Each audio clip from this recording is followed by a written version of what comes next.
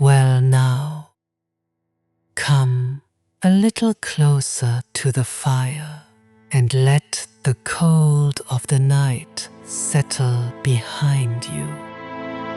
Pull the blanket up to your chin. Let your shoulders come down and let your eyes grow heavy. Tonight I have old stories for you. They come from far away, from the wide grass where the Oghuz once rode, long before your grandfather's grandfather. There will be horses and felt tents and quiet rivers under the mountains. There will be brave men and patient women and an old bard by a fire, much like this one. You do not need to follow every turn.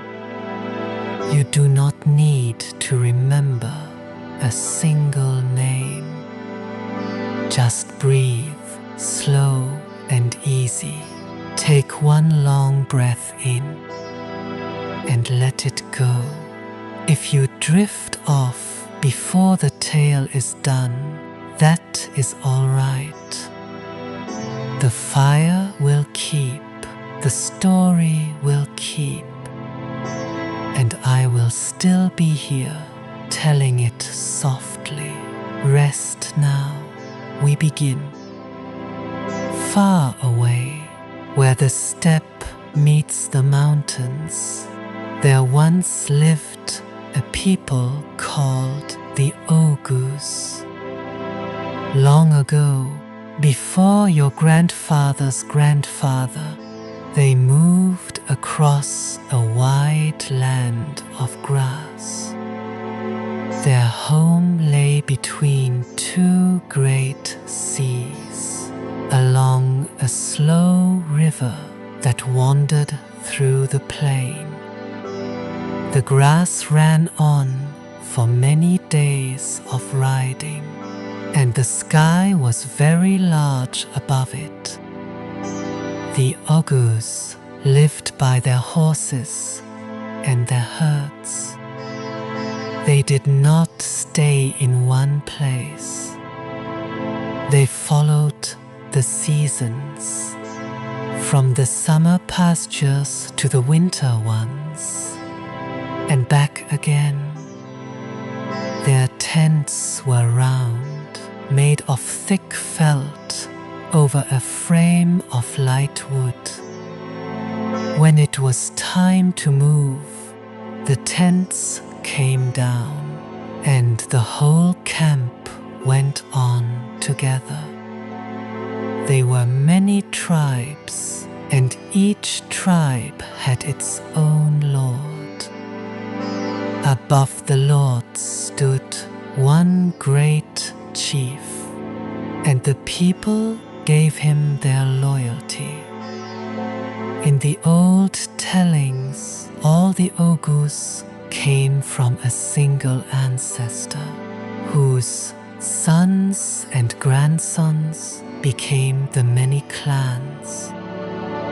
That is a story handed down, and not a thing that can be counted.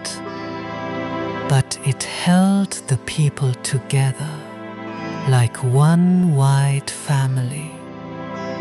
Horses were their pride. A good horse was worth more than gold. The young men raced and wrestled and shot their bows at the gatherings, and the winners were honored at the feast. Some carried falcons on the wrist and rode out under a pale and open sky. In time, the Oghuz drifted westward, season by season, tribe by tribe. Rival peoples pressed them from behind, and the road lay open ahead. They crossed the rivers and the mountain passes and moved toward the high country in the west. Their children's children would settle far from the old grass among new valleys and hills. Rest now, the story will keep. There is no hurry here. Let it carry you. When the Oghuz still moved with the seasons, they carried something that weighed nothing at all. They carried their stories.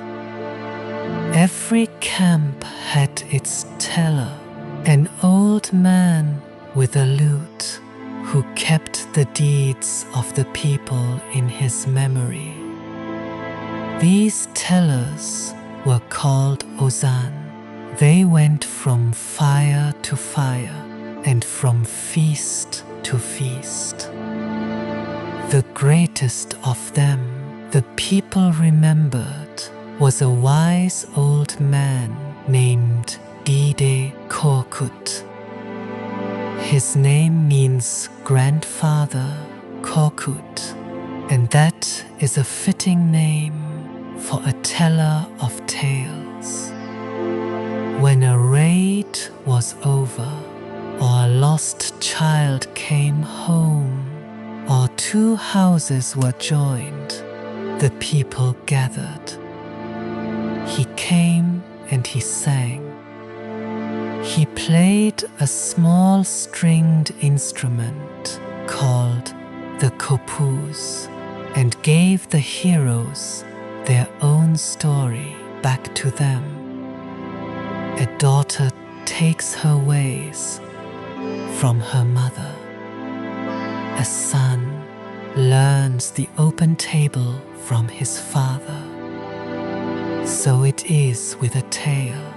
What one voice loves, the next voice keeps. There was always a feast at the end.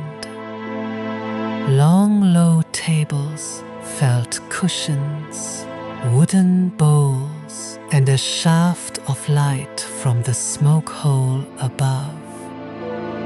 They shared mare's milk and wine, and the old songs from a time before the newer faith. All of it lived in the voice and passed from teller to teller for a very long time. Only much later were the tales set down in writing. The storytellers say that 12 of them were gathered into one book in an old form of the Turkish tongue, in letters that curve and flow. A few worn copies lasted through the centuries, kept safe in libraries far apart, and more have come to light in our own day. The wider world now honors the book and its music as a treasure shared by many nations. And so the tales came down to us, from the fireside of the Oghuz to this one. They are old legends, softened and worn smooth by many mouths. We will walk through them slowly, one by one, and never in a hurry. Sleep if you like, I am still here by the fire. Far away, where the steppe meets the mountains, the grass runs on for days. Long ago, before your grandfather's grandfather, A people moved across that open land. Let your eyes stay closed. I will tell you softly of them and of a book they left behind. It has come a very long way to reach this fire. They were called the Oghuz. They were Turkic herders, and they lived with the seasons. They kept horses and sheep and tall felt tents. When the grass was good, they stayed a while. When it grew thin, they folded their tents and moved on. They crossed wide lands over many hundreds of years.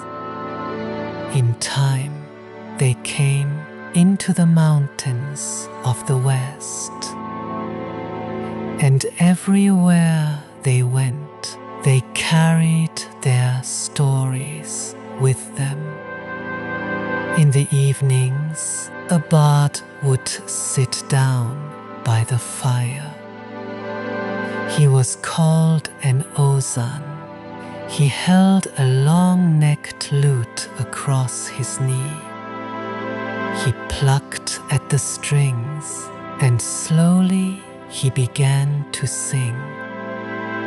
He sang of warriors and of horses and of long rides home.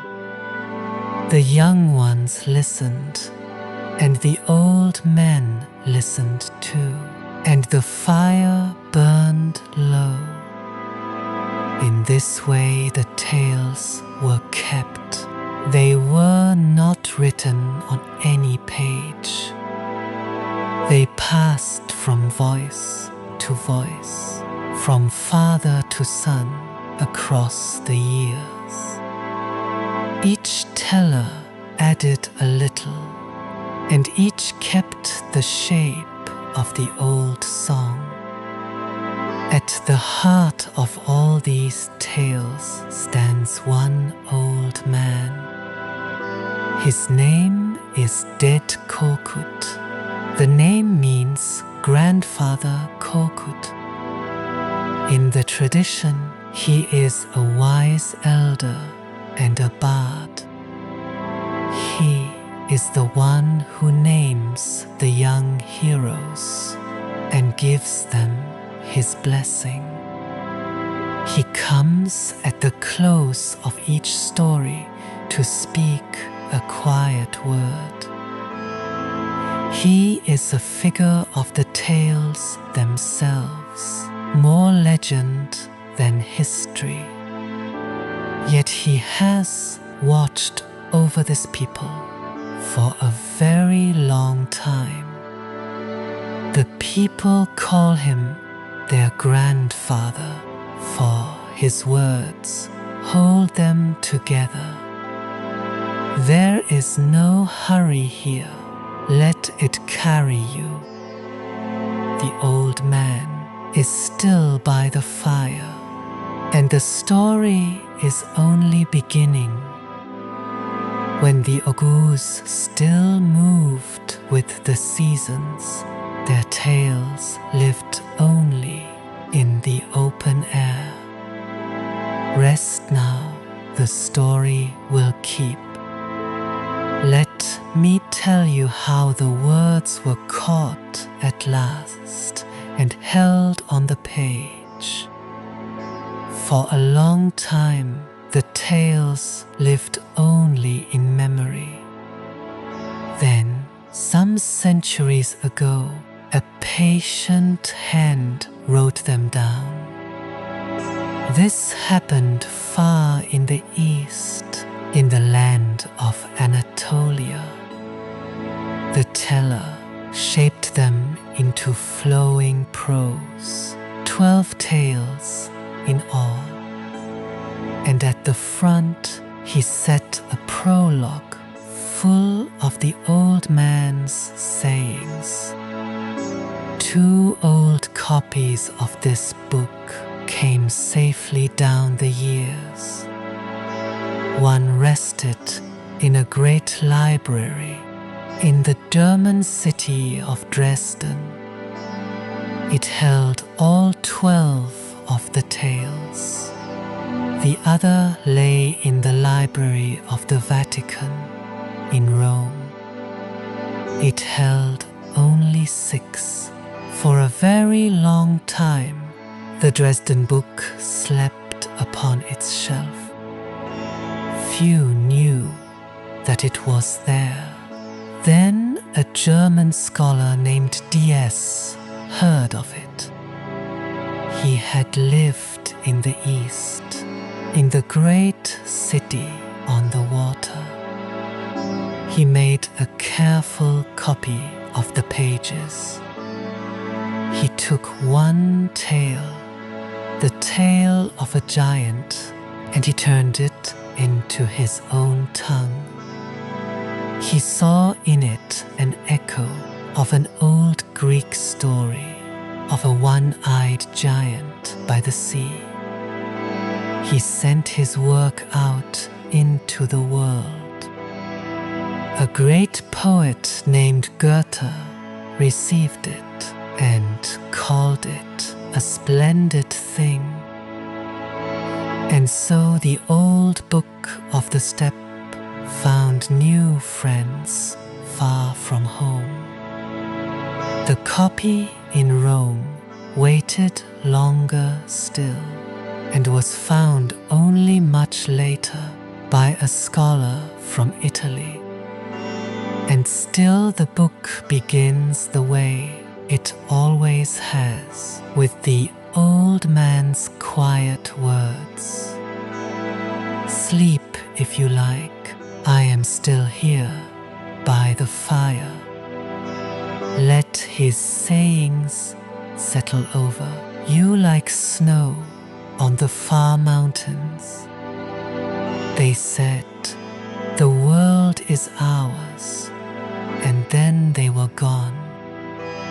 The wide earth took them in and kept them still. This passing world is only a long road. No one rides it who does not at the last climb down. In an age of horses and open grass, long before the cities we know, the Oghuz people moved with the seasons across the wide steppe. Settle in now, let your shoulders grow heavy. The fire is warm, and there is nothing you need to do but listen. The storytellers say that by Indir Khan was the Lord set above all the other Oghuz lords. Now and again he called his begs together for a great feast. He seated them by an old custom. Those who had a son were shown to a white tent. Those who had a daughter were shown to a red tent.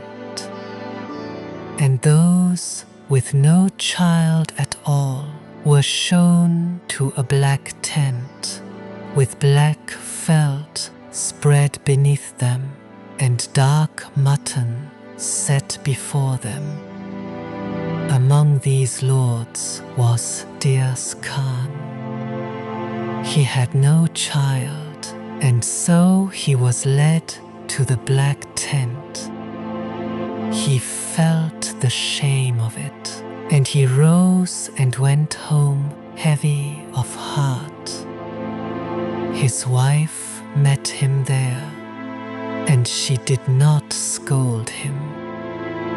She told him gently that a child is God's own gift, and that God might yet be kind. She counseled him to hold a feast of his own, to feed the hungry, to clothe the poor, and to pray. So Dirse Khan did as she asked. He gave freely to those who had little, and the gathered lords lifted their hands in prayer. In time, a son was born to them, and the black tent was forgotten. The boy grew tall and strong.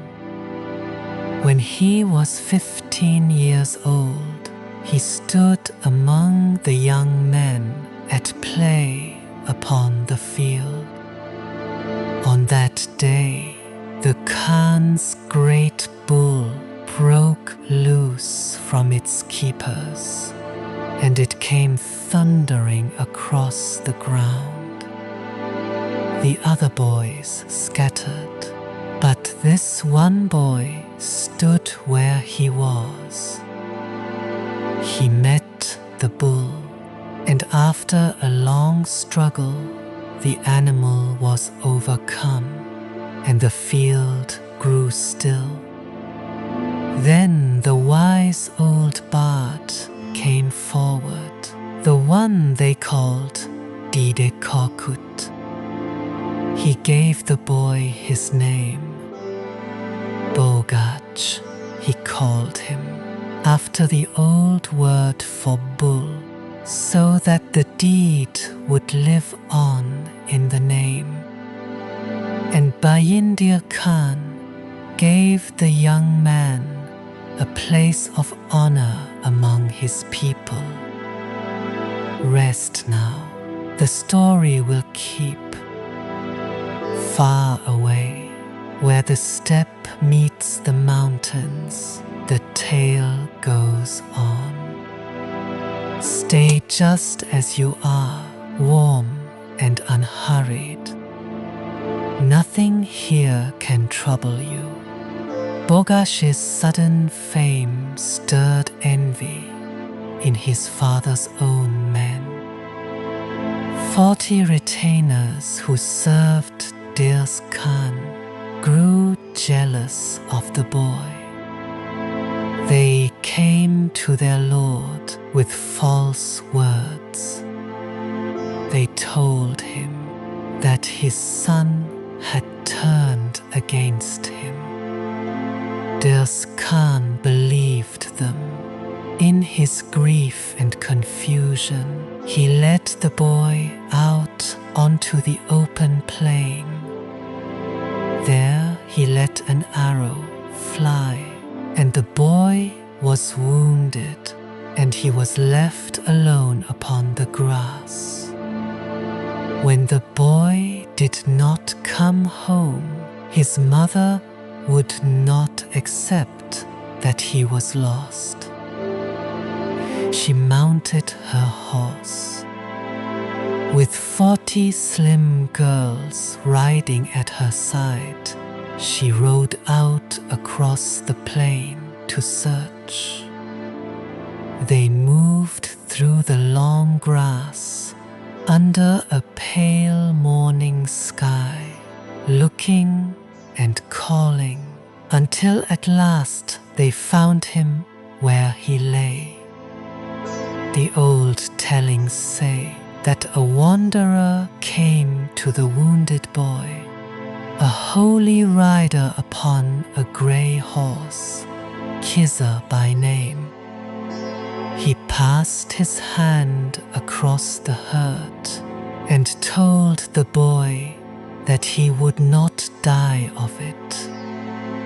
He named the cure mountain flowers gathered from the high slopes, mixed with his mother's milk. The 40 girls climbed and gathered the small bright blossoms. The milk was drawn. The two were mixed and given, and slowly, gently, the boy grew well again. But the 40 false men grew afraid. They feared what the boy would do once the truth was known.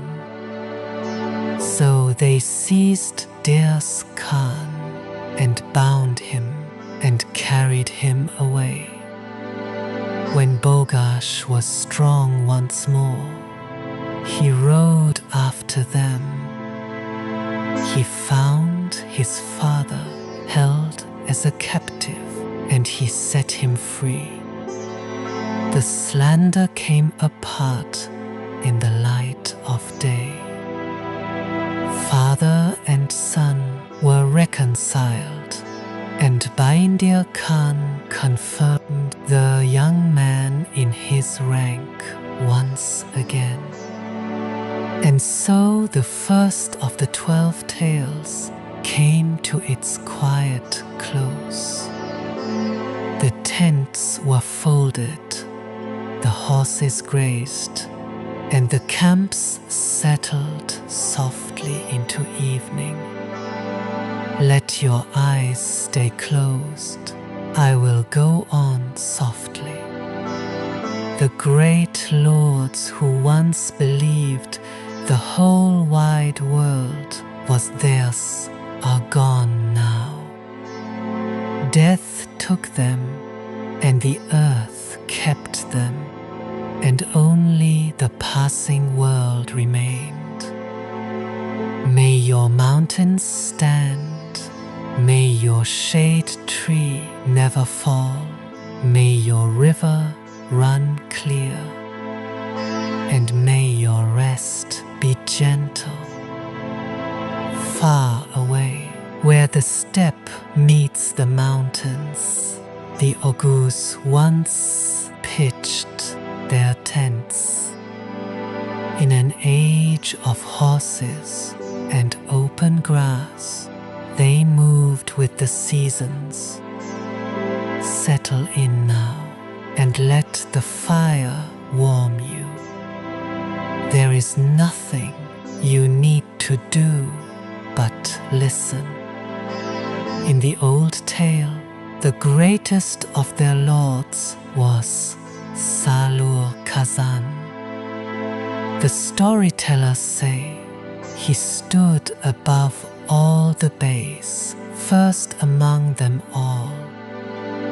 Above him sat Baindir Khan, an old and quiet overlord. But it was Kazan who led the Oghuz in the field. One day, Kazan held a great feast. The tents were full, and the tables were low and laden. When the eating was done, he spoke of hunting. He wished to ride out into the hills with his men. So the lords saddled their horses.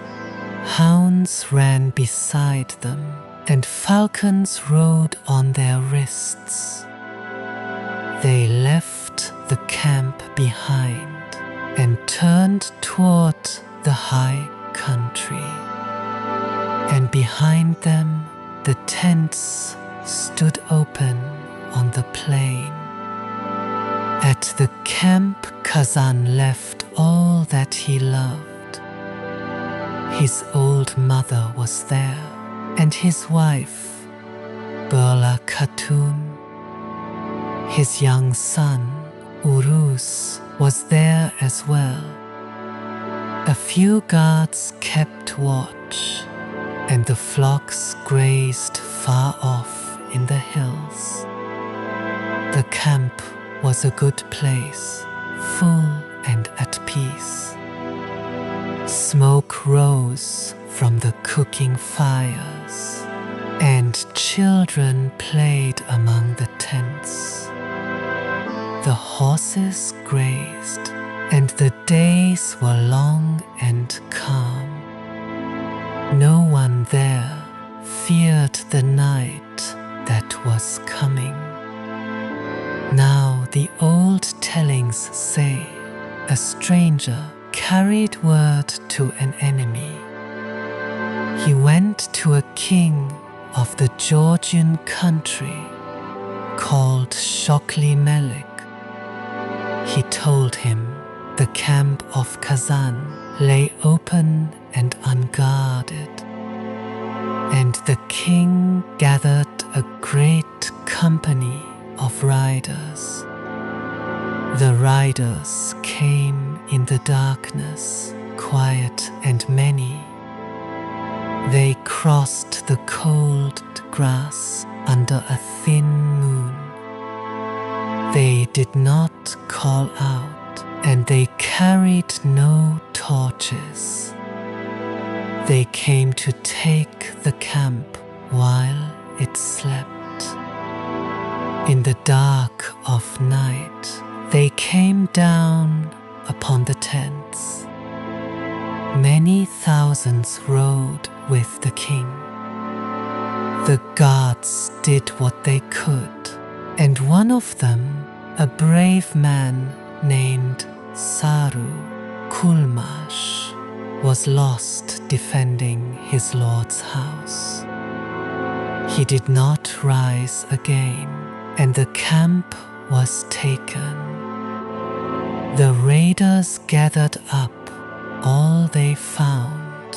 They took the horses and the goods and the folded tents.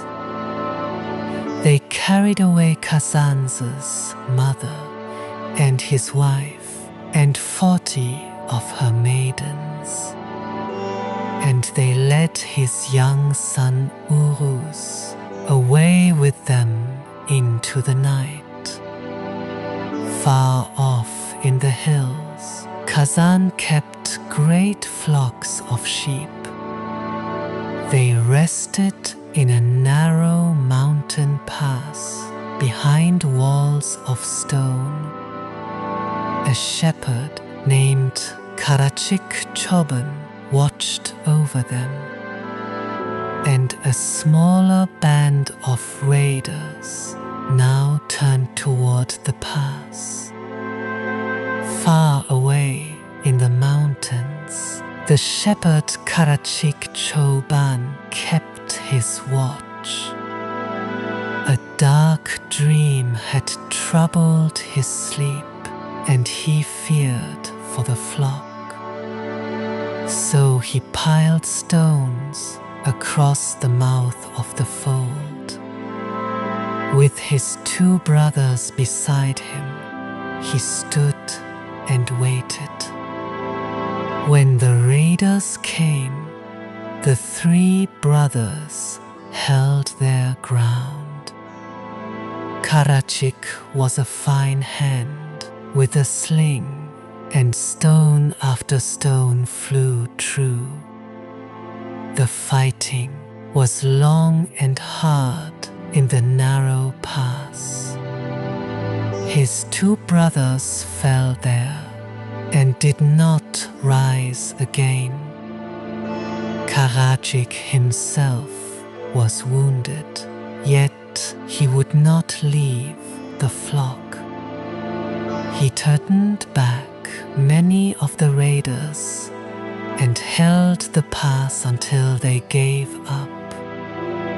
When the fighting ended, the mountain grew quiet again, and the sheep were still there behind their wall of stone. Out in the hunting country, Kazan slept, and a dark dream came to him. He woke troubled, and his brother read the dream as ill. So Kazan left the hunt and turned his horse toward home, and a long unease rode with him down the hills. He came to the place where his tents had stood. He found only ashes and open ground and silence. The banners were down, and no voice answered him. In the old tale, his heart grew heavy as a stone. By the trail he came upon running water, bright and cold. The storytellers say he stopped and spoke to it, as a man speaks to an old friend. He asked the water if it had seen his people pass. Water, running water, you carry news down from the hills. If you have seen my white camp, my mother, my son, then tell me where they have gone, and I will bless you. Then the shepherd's dog found him and led him on. So Kazan came at last to Turkic and learned all that had passed. He learned of the raid and the loss and the road the enemy had taken. And the two of them set out together in pursuit. The word went out across the Oghuz, and the lords answered. His brother came, and Bamsi Beyrek, and many other beys. They gathered their riders and rode to join him. And together they followed the enemy toward the eastern hills. All this while, Burla Khatun and Uruz were held in the enemy camp. Their captors pressed them for word of Kazan, but they gave nothing away. The old tale says the mother and her son kept faith and stayed silent. They were threatened, yet they told them nothing. At last, the Oghuz came upon the camp of Shokli Melik. They washed and prayed, and then they gave battle on the open ground. The fighting was costly, and many were lost on both sides. But the lines of the enemy grew thin, and by evening the field was won. Shokli Melik was defeated, and his power was broken. Kazan found his mother and his wife and his son again. He gathered his people and his flocks and turned toward home. And the tents of the Oghuz were raised once more upon the grass. So the house of Kazan was made whole again. The raid was ended, and the long road was behind them. Let your eyes stay closed. I will go on softly. There is no more to fear in this tale tonight. Once these tents were full of great lords. They came and went like dew upon the morning grass. Death gathers them all, and the dark earth keeps them. May your mountains stand, and may your road be blessed. In an age of horses and open grass, there lived a wandering people called the Oghuz. They moved with with the seasons, from their winter camps to their high summer meadows. Tonight I will tell you of Bamsi Beyrek and of the maiden he was promised to. Let your eyes close if they wish. I will go on softly, the way the old storytellers did. Long ago, the storytellers say, there were two great chiefs among the Oghuz. Each was rich in horses and honor, but each had grown old without a child. And this was the one sorrow that sat heavy on them. They prayed together for children, and in time their prayer was answered. To one chief a son was born, to the other a daughter, and she was named Banuchichek. They sat by the fire and made a gentle promise.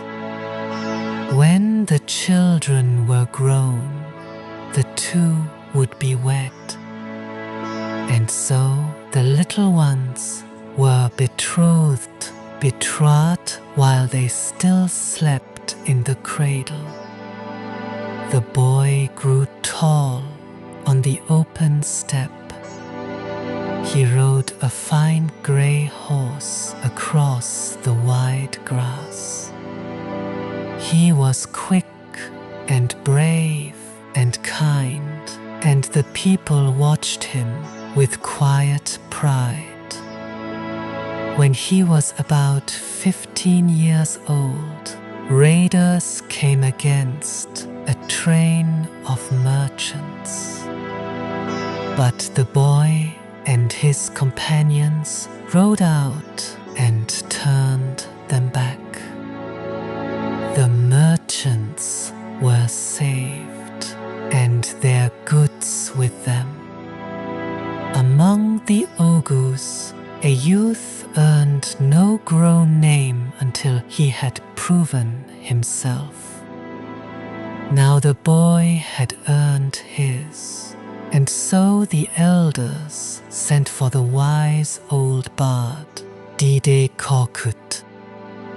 Dede Korkut came with his kopuz, the old stringed instrument, and the bags gathered around the fire. He looked on the young man, and he gave him his name.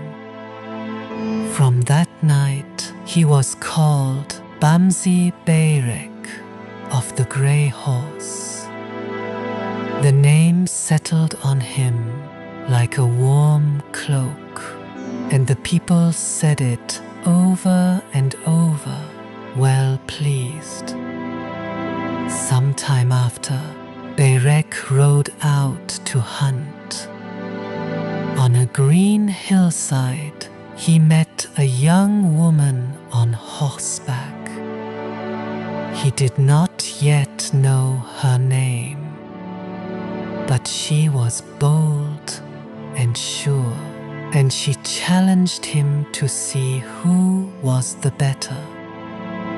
They raced their horses across the plain. They tried their skill with the bow. They wrestled, as was the custom of that people.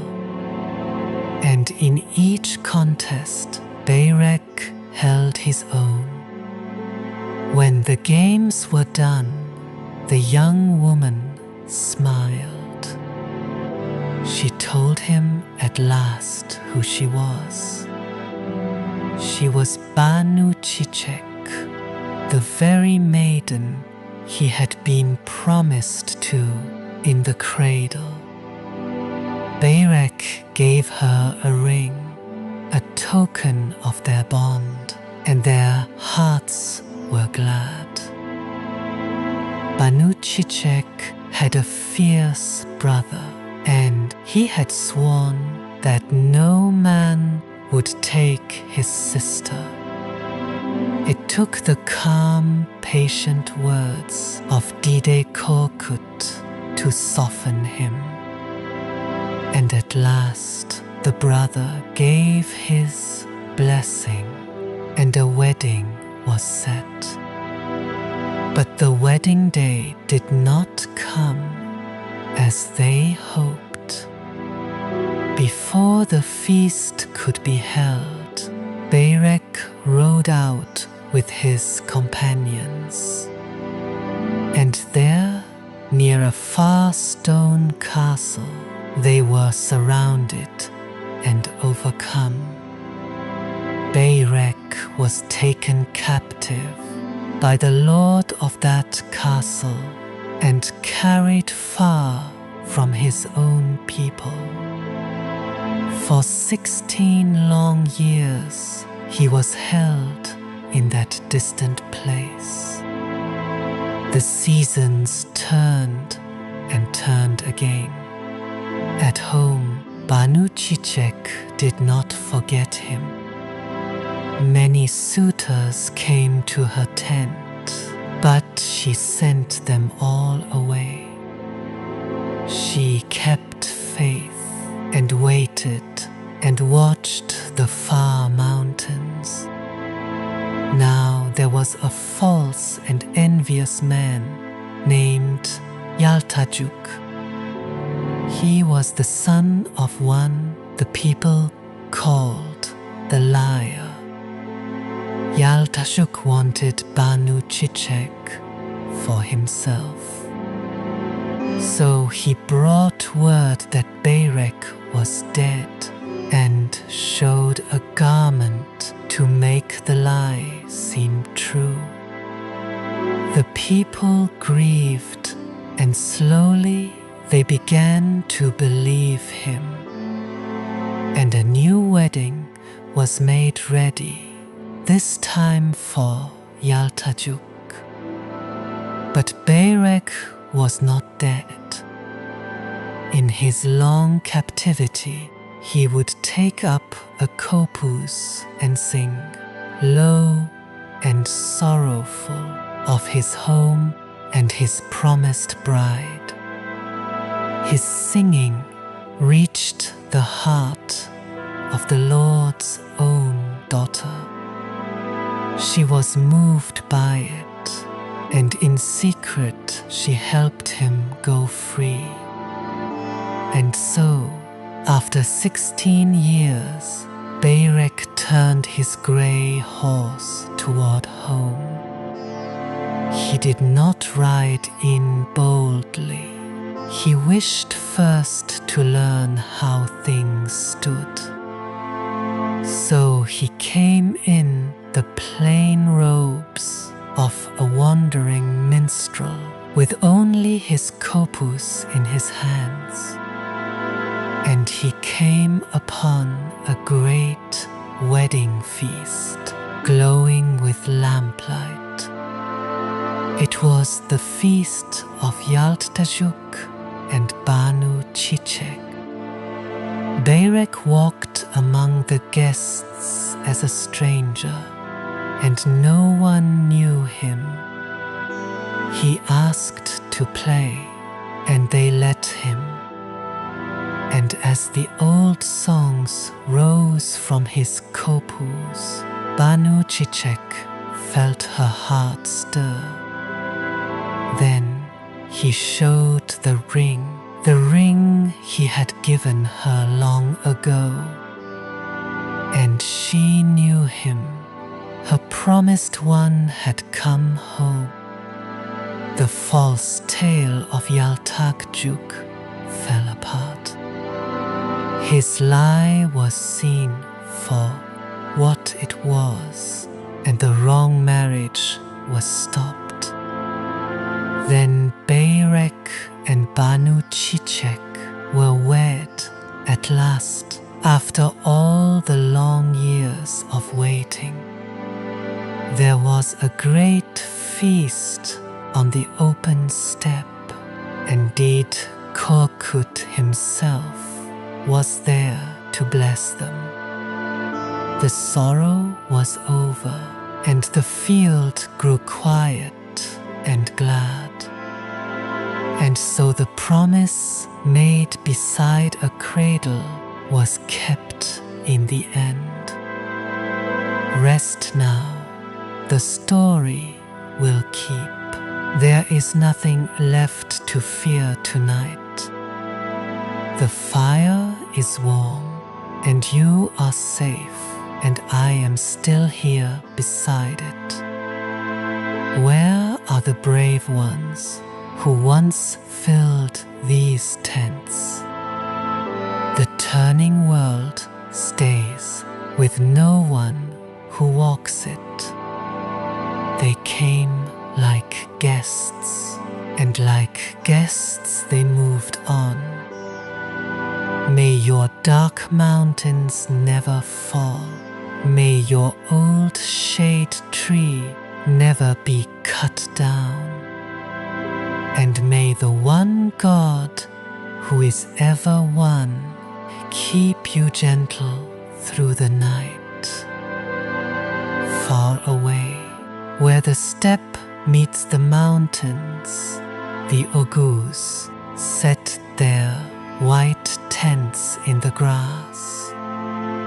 The horses grazed in the long light of morning. The smoke of the morning fires rose straight into the still air.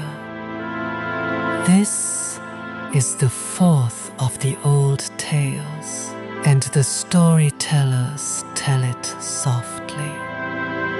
Let your eyes stay closed, and let it come to you slowly. In those days, the lord of the inner Oghuz was Salur Kazan. He was a great Khan, and his hall was full of young warriors. Each of them had won a name in battle. Each had a deed that the singers could praise. Only his own son had none. The boy was called Uruz, and he was 16 years old. He had drawn no bow in war. He had ridden into no fight. He had no deed of his own to carry his name. His father saw the fine young lords each morning, and each morning he thought of his own untested son. And this weighed on his father's heart, so Kazan chose to make a man of his son. He would take the boy hunting in the hills. He gathered a company of his warriors, 40 riders in all. They rode out from the camp at dawn. Uruz rode at his father's side, glad and proud. They climbed into the wooded foothills, where the deer moved among the trees. The falcons rode on their wrists, and the day was fair. That night they made their camp in the open country. They lit their fires and let the horses rest. The night was quiet, and no danger seemed near. Uruz lay under the wide sky and watched the stars. He thought of the warriors and the names they carried. He wished for a deed that would be his own. He did not know how near it was. In the morning, they rode on into the higher hills. But the hills were not empty. A band of raiders had come into that country. They were the old enemies of the Oghuz from beyond the far rivers. They saw the small company and made ready to fall upon it. Kazan saw them first. He turned to his son and spoke low. He told the boy to hold back and only watch. He said, "A young man learns first by watching the fight." Uruz heard his father, and he meant to obey. Then the raiders came down upon them, and the fighting began. Uruz watched from the rise, and his heart would not stay still. He could not hold back while his father's men were pressed. He set his hand to his bow and rode down into it. He fought bravely as a boy could fight. But the enemy was many, and his companions were few. The riders about him were overcome, and many were lost. Uruz was pulled from his horse and bound. The raiders led him away toward their own country. The hills grew quiet behind them, and the dust settled on the grass. When the Oghuz still moved with the seasons, word of trouble ran swift across the plain. Breathe slow, the fire is warm and you are safe. The tale goes on, and it turns now toward home. Back at the camp, Kazan found the marks of the ambush. He understood that his son was taken. His heart was heavy, and he set out at once to follow. Uruz's mother was the Lady Beyrek Khatun. When she learnt that her son was captured, she did not sit and weep. She rose and she called for her horse. 40 maidens rode out with her across the plain. She would not wait behind while her boy was in danger. Kazan rode hard after the raiders, and for a time he stood alone against them. 3 raider kings led the enemy host. The fight went hard, and he was sorely pressed. Then Beyrek Khatun came with her riders. Behind her came the lords of the Oghuz, riding to their Khan.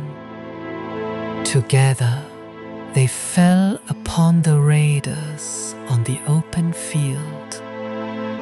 The battle was long, and many were lost on both sides.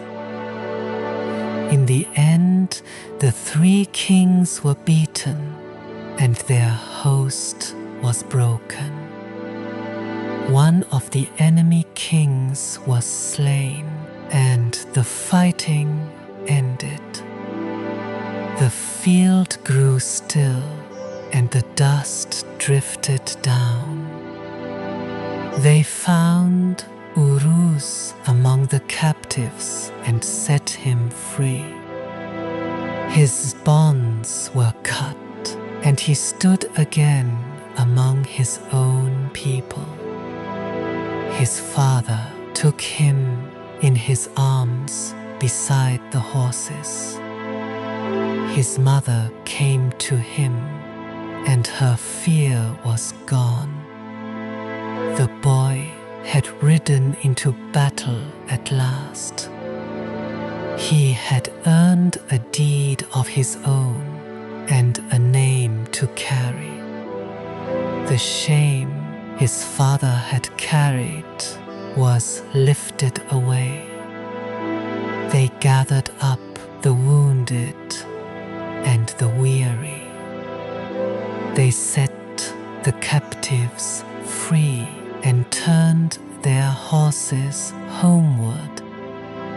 The long ride back was slow and calm. The sun went down behind the far blue hills. Uruz rode between his mother and his father. No one spoke much, for the danger was behind them. The steppe was wide and quiet in the evening light. So the Oghuz turned back toward their tents together. The people came out to meet them on the plain. They gave thanks that the Khan and his son were safe. They made a great feast that lasted 7 days and 7 nights. The fires burned warm, and the kopus played in the long evenings. The old sorrow was set down, and gladness took its place. And the boy who had left untested came home a man. Rest now, the story will keep. Then, as he did at the end of every tale, Dede Korkut came among them. He took up his kopus, and he gave his blessing over the feast. Where now are the great lords who once filled these halls? They rode through the world, and the world did not keep them. The earth we walk on will cover us all in time. May your grey mountains never fall. May your cold rivers run on forever, and may God not part you from the light. Far away, where the steppe meets the mountains, there once lived a bold young man named Deli Dumrul. Settle in now, and let the fire warm your hands. I will tell his story slowly, the way it was handed down from one storyteller to the next, across many hundreds of years. Deli Dumrul was the son of a chief, a man called Duka. He was strong, and he was proud, and he liked the whole world to know it. Over a dry riverbed where no water ran, he had built himself a bridge. From every traveler who crossed it, he took small coin. And from those who would not cross, the old tellings say he asked for a little more. It was his way of showing how mighty he believed himself to be. For a long while, no one troubled him. The days passed gently on the open grass. The horses grazed along the slow river of the wind, and the fires burned low in the evenings. Deli Dumrul rode out and rode back, and he went on believing, as young men do, that nothing in all the world could ever stand against him. Then one day, a young man in his camp lay down, and quietly he died. The people gathered, and they wept softly around him. Deli Dumrul came and asked who had done this thing. They told him it was Azrael, the angel of death, who had come unseen and carried the young man's soul away. This troubled Deli Dumrul, and then it made him angry. He could not understand how a life might be taken without his leave. He was young and he was proud, and he had never yet met a thing that he could not fight. So he lifted his voice against the angel of death, and he dared him to come near. He spoke of the angel as if he were a rival to be met in the open field. He did not yet know that death does not come as a rider, or as a swordsman, or as anything a man can wound. Let this Azrael show his face to me. Let him stand upon my bridge. I will take back the soul he carried off, and I will teach even death to fear the strength of my arm. He did not know what he was asking. He was only a man speaking against a thing far older than himself. But his words rose up past the clouds, and they were heard. It did not please God that a man should speak so boldly to death. And so, in the quiet, an order was given, and the angel was sent to Deli Dumrul himself. Sleep if you like, I am still here by the fire. The night is long, and there is time enough for all of it. When the Oghuz still moved with the seasons, a proud young man had dared death itself to face him. Let your eyes stay closed. I will go on softly, and nothing in this tale will startle you. Azrael came as quietly as he always comes. Deli Dumrul reached for his sword, but there was nothing there that a blade could touch. The angel slipped away from him like a dove lifting on the wind. His horse took fright beneath him and threw him down into the grass. And there, upon the ground, the proud young man was afraid for the first time in his life. and in that fear, at last, he understood. Azrael was not his enemy. The angel only carried out what God had asked of him, no more and no less.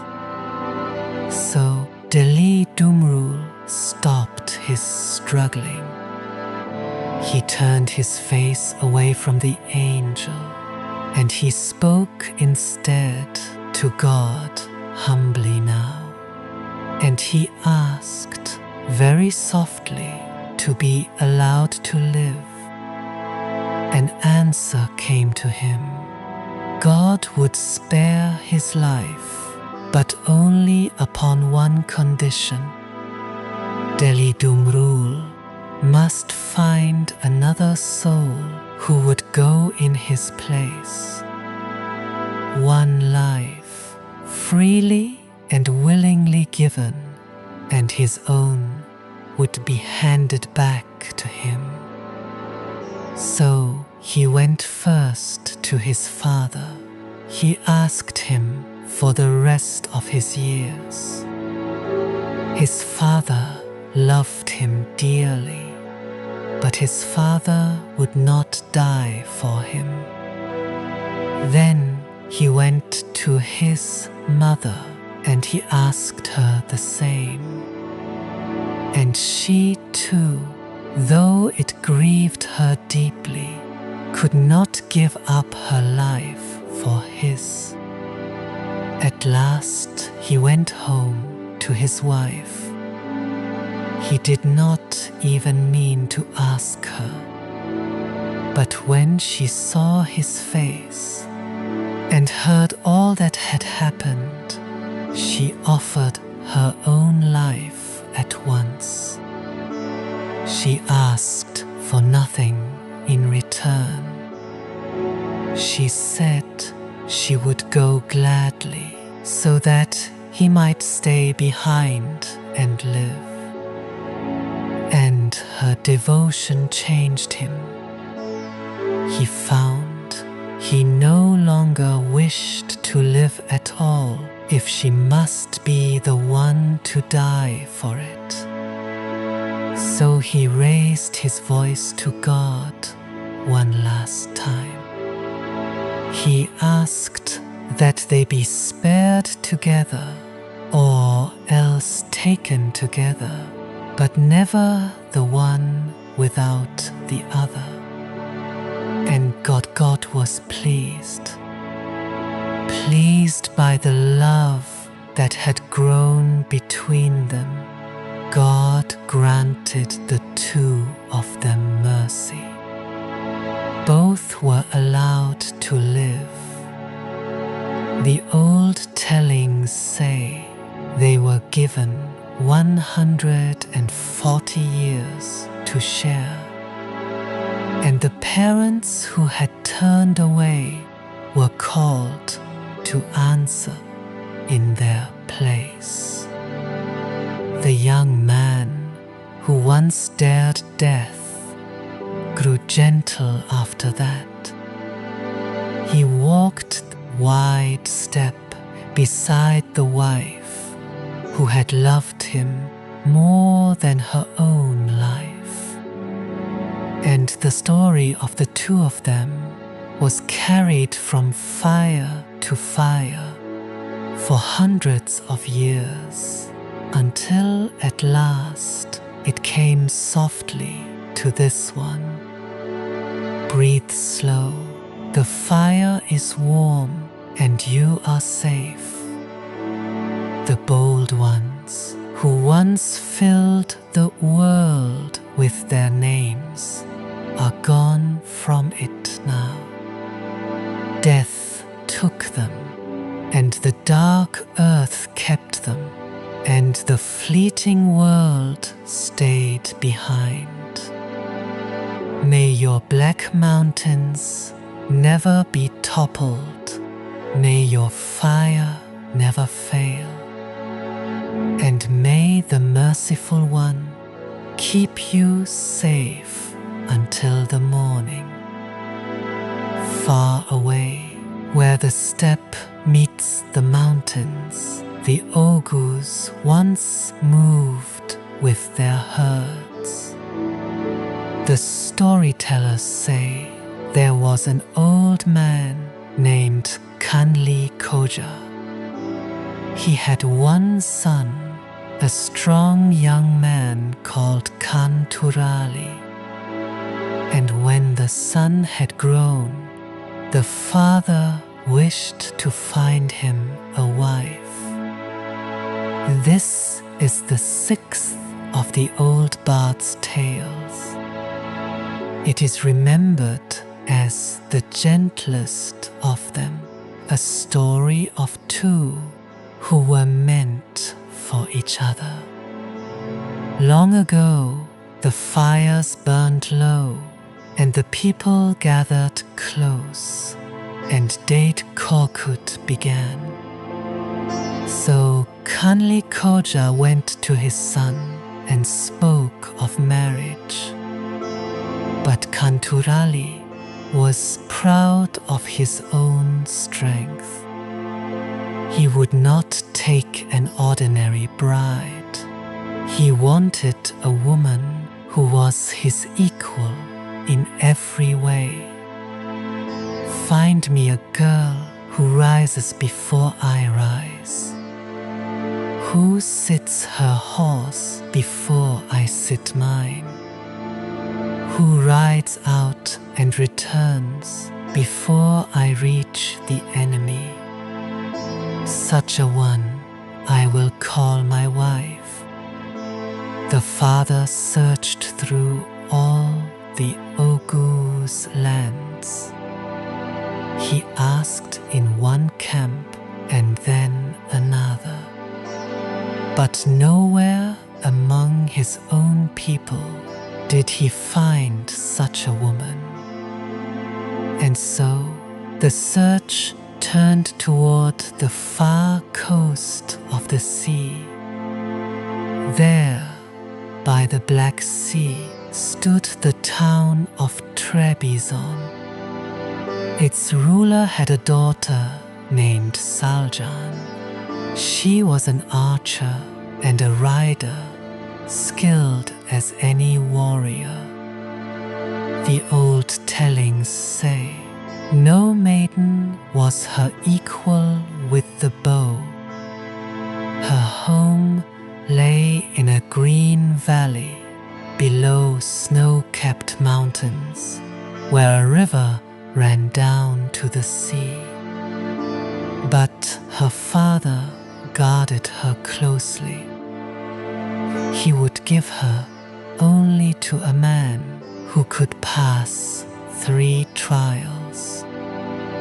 The suitor must face 3 fierce beasts alone and with bare hands: a black bull, a lion, and a savage black camel.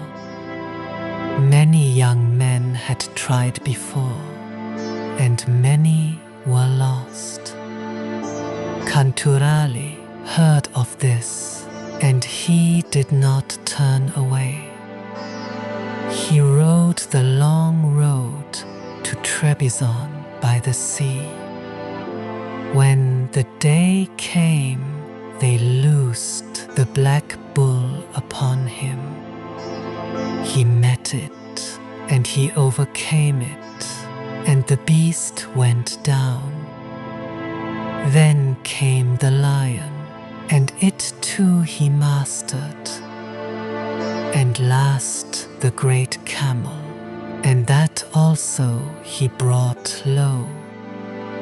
One by one, the 3 were beaten, and the field grew quiet. So Turali won the right that many had died to seek. The girl was promised to him, and the old story carries them from the coast toward home. When the Oghuz still moved with the seasons, a young man and his bride set out across the grass. Khan Turali would not begin their life together yet. He wished first to bring Saljan home so his mother and father could bless them.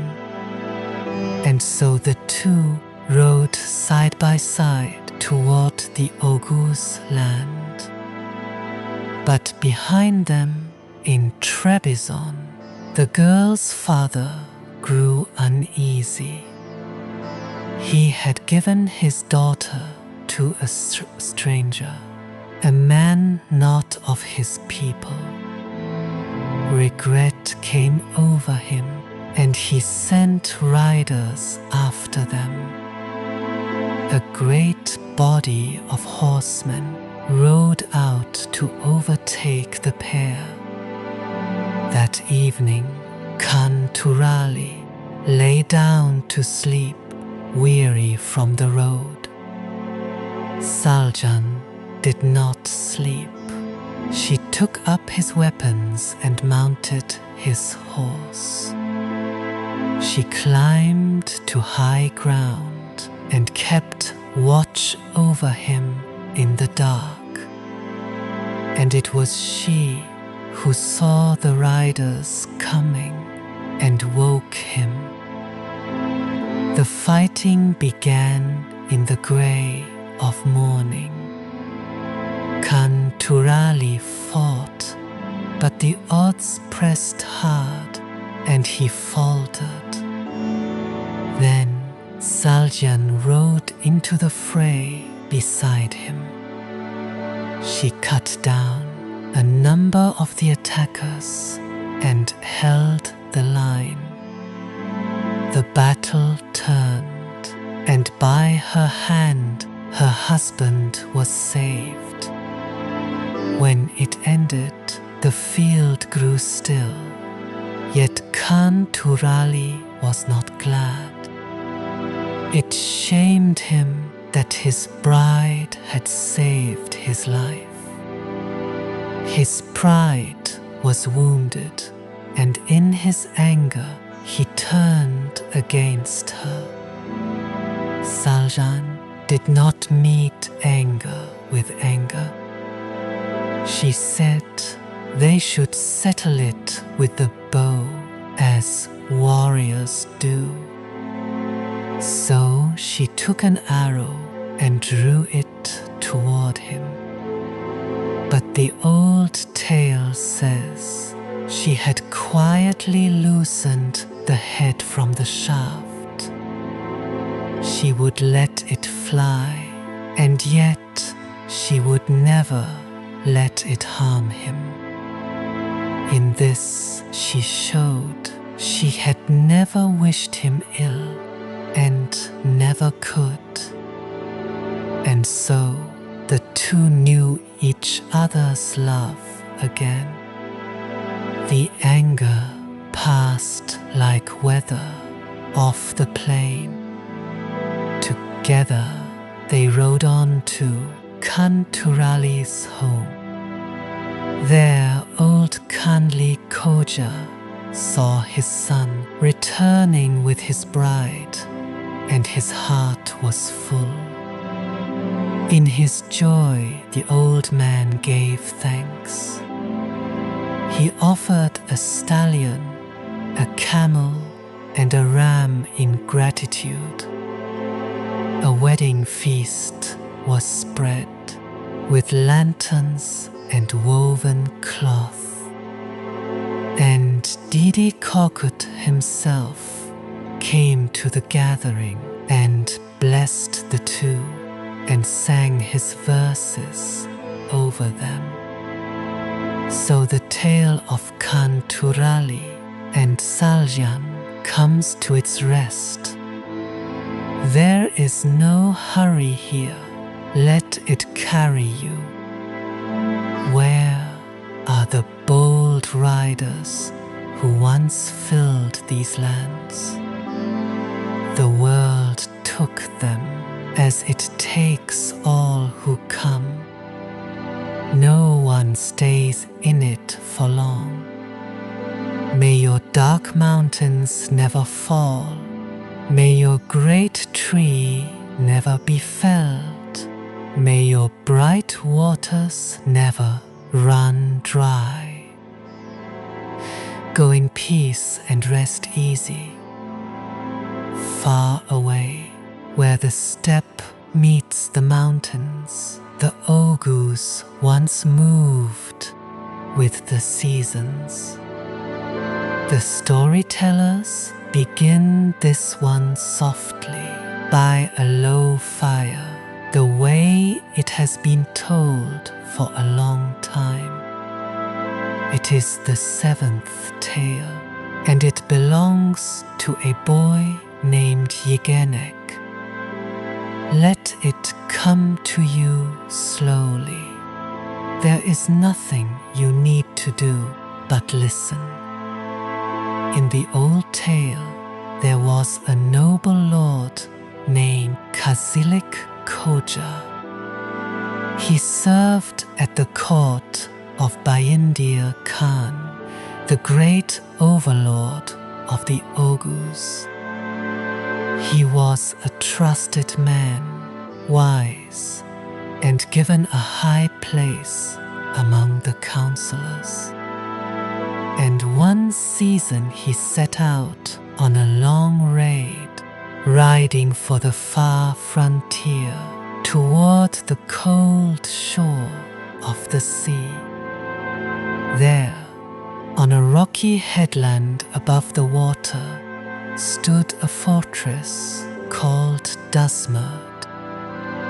Its lord was a warrior named Beyrek, and Beyrek carried a heavy mace. When the two men met in single combat, the fighting did not go the way Kazan had hoped. He was overcome, and he was taken, and the gate of that castle closed behind him. And there he remained a captive for 16 long years. He had left something behind on the steppe. A small son, only a year old, still in his cradle. The boy was named Yigenek. His mother could not bear to tell him the truth of it. So she raised him quietly, year upon year, and let him believe his father was simply gone. And the boy grew and grew tall, knowing nothing of the sea, or the castle, or the 16 years. By the time he was a young man, near his 15th year, Yigenek was proud and strong. One evening he fell into a boastful contest with a companion at the fireside. And the other young man, stung, spoke a hard thing. He said that Yigenek had no right to boast, for his own father lay in chains far away, a prisoner at Dasmerd, and had lain so all this while. The words landed like a stone in still water. All at once, the boy understood the shape of his own life. The father he had thought long dead was living and waiting, and had been waiting since before he could remember. Rest now, the story will keep.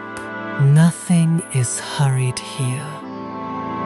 When the Oghuz still moved with the seasons, the tale takes up again with the young man who has learned the truth.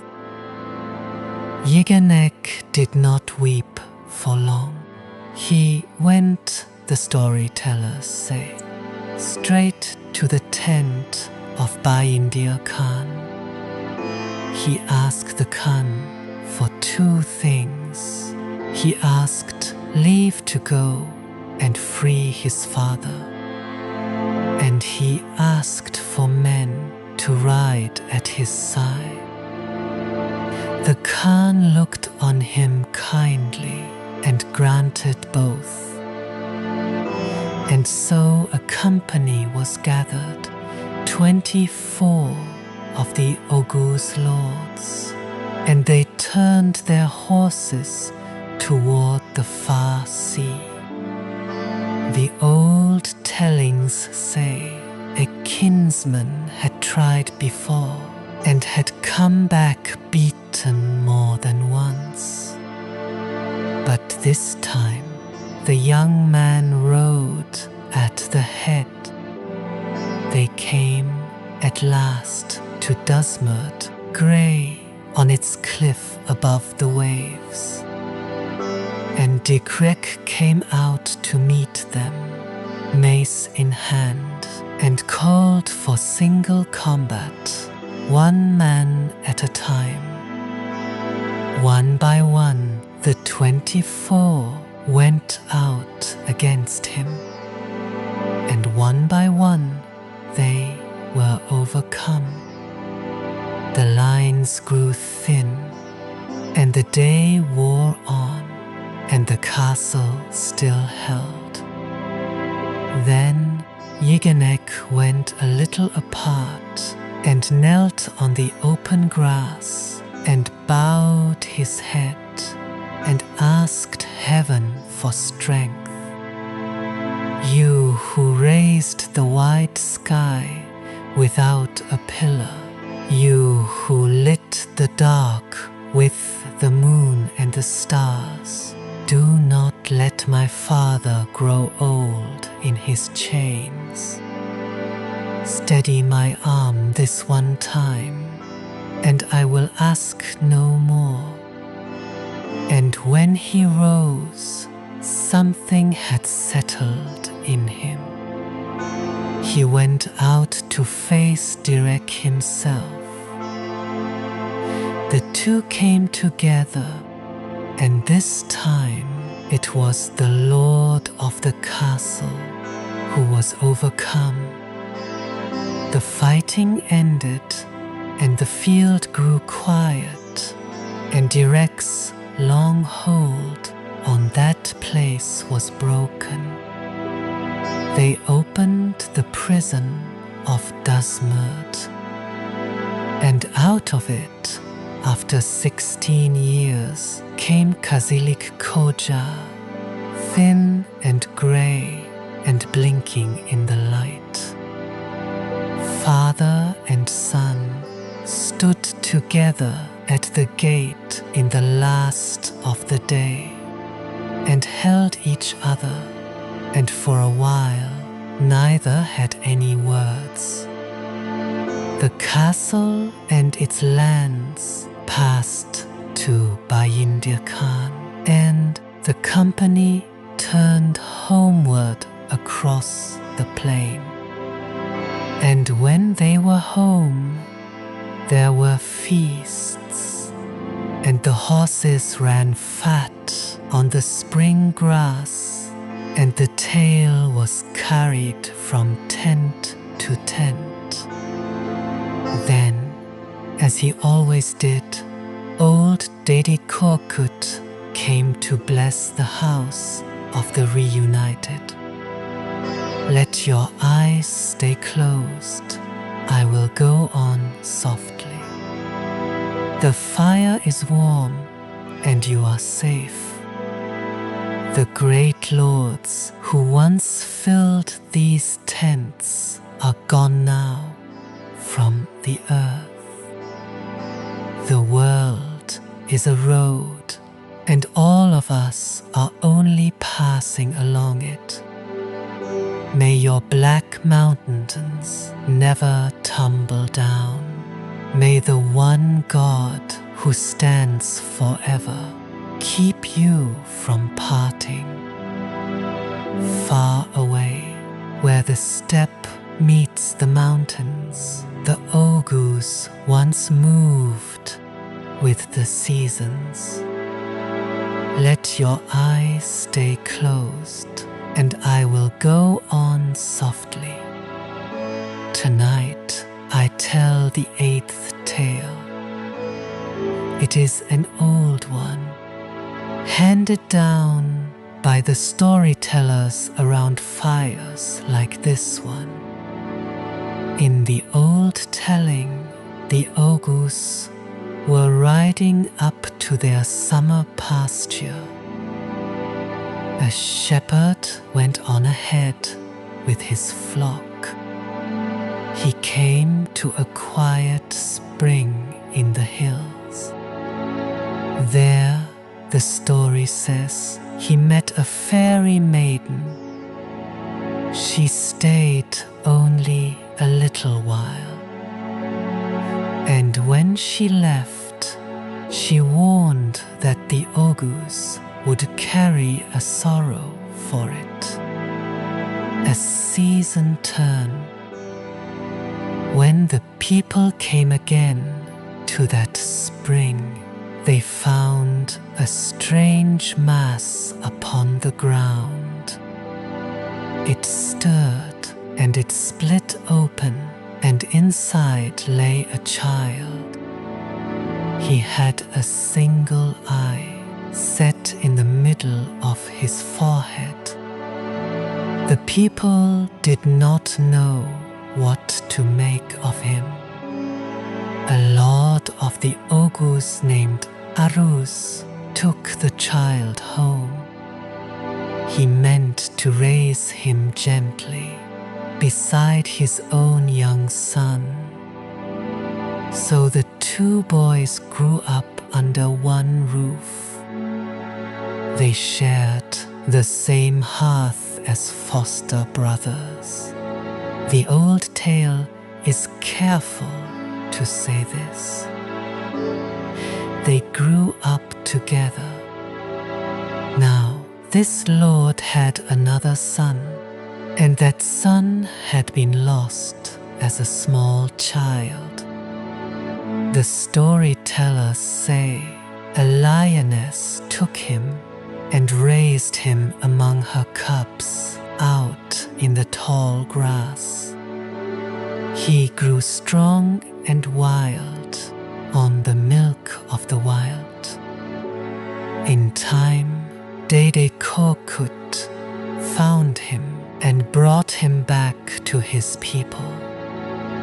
And Dede Korkut gave him his name. They called him Basat. The one-eyed child did not grow gentle. As an infant, he was too fierce for the nurses, and they could not keep him. So the people fed him from great cauldrons of milk. As a boy at play, he was rough beyond bearing, and he hurt the other children. The people grew afraid of him. They named him Tepegoz, which means the eye upon the brow. And at last they sent him away. His fairy mother came to him once more. She gave him a ring, and with it his body could not be cut by sword or pierced by arrow. So he made a den among the rocks and lived as an outlaw. He fell upon the Oghuz and overcame their bravest men. None could stand against him. The people went to Dede Korkut the wise old elder, and asked him to speak with the monster. Dede Korkut went, and he bargained.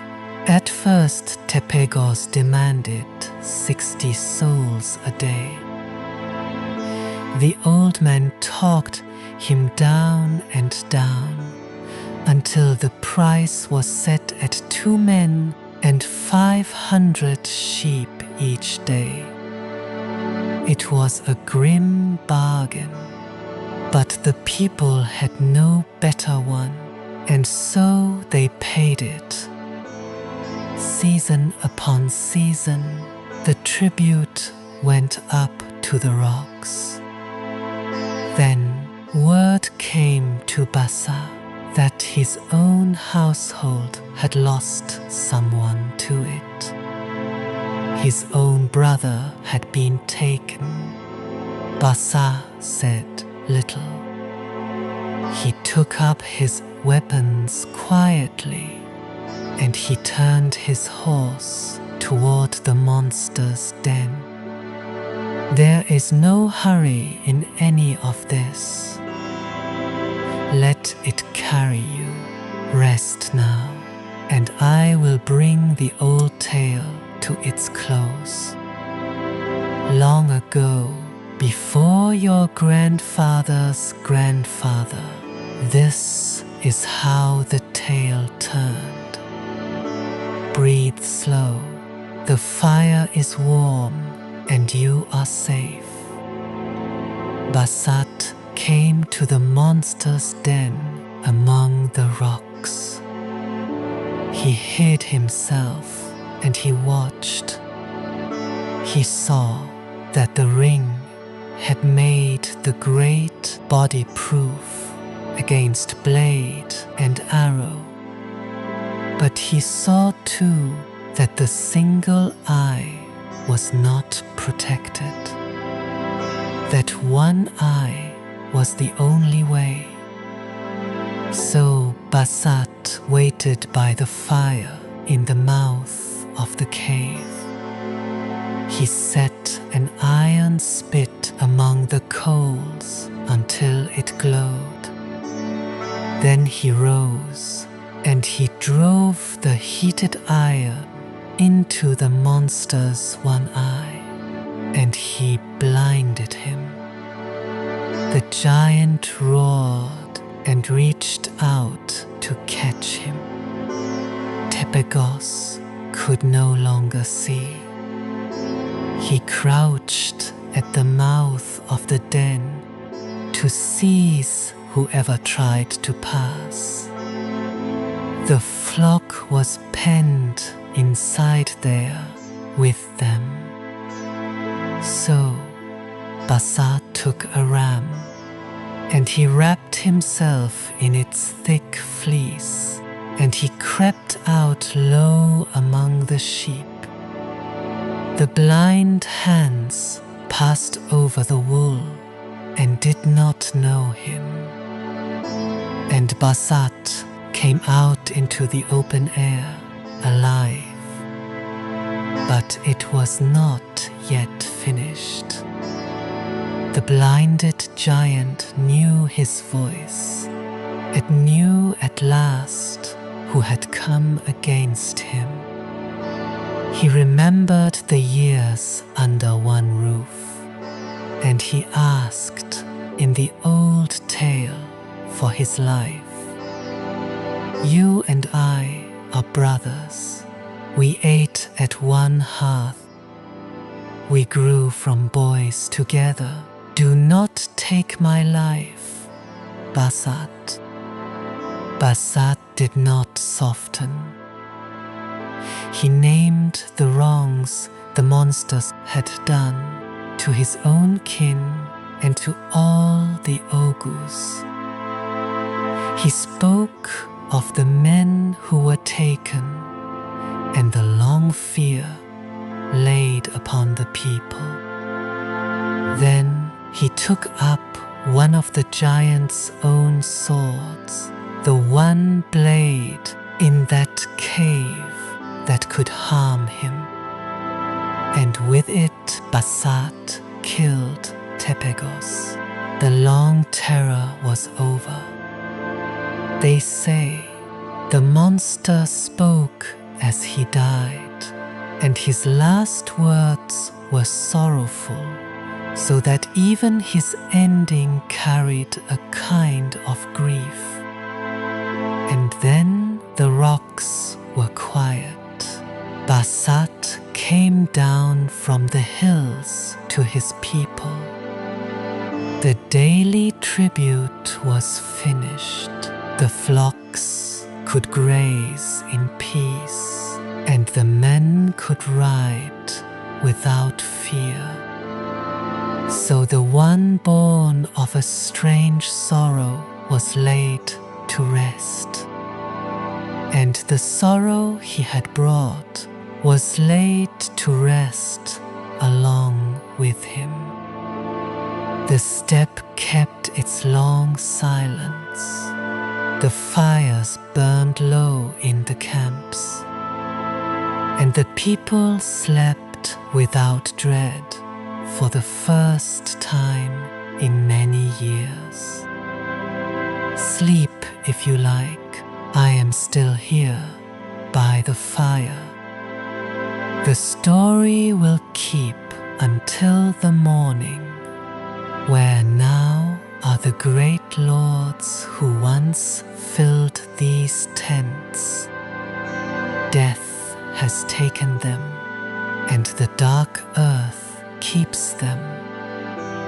This world is an inn we lodge in for a single night. May your mountains stand, may your fire burn warm, and may peace keep you. Far away, where the steppe meets the mountains, the Oghuz kept their tents in the tall grass.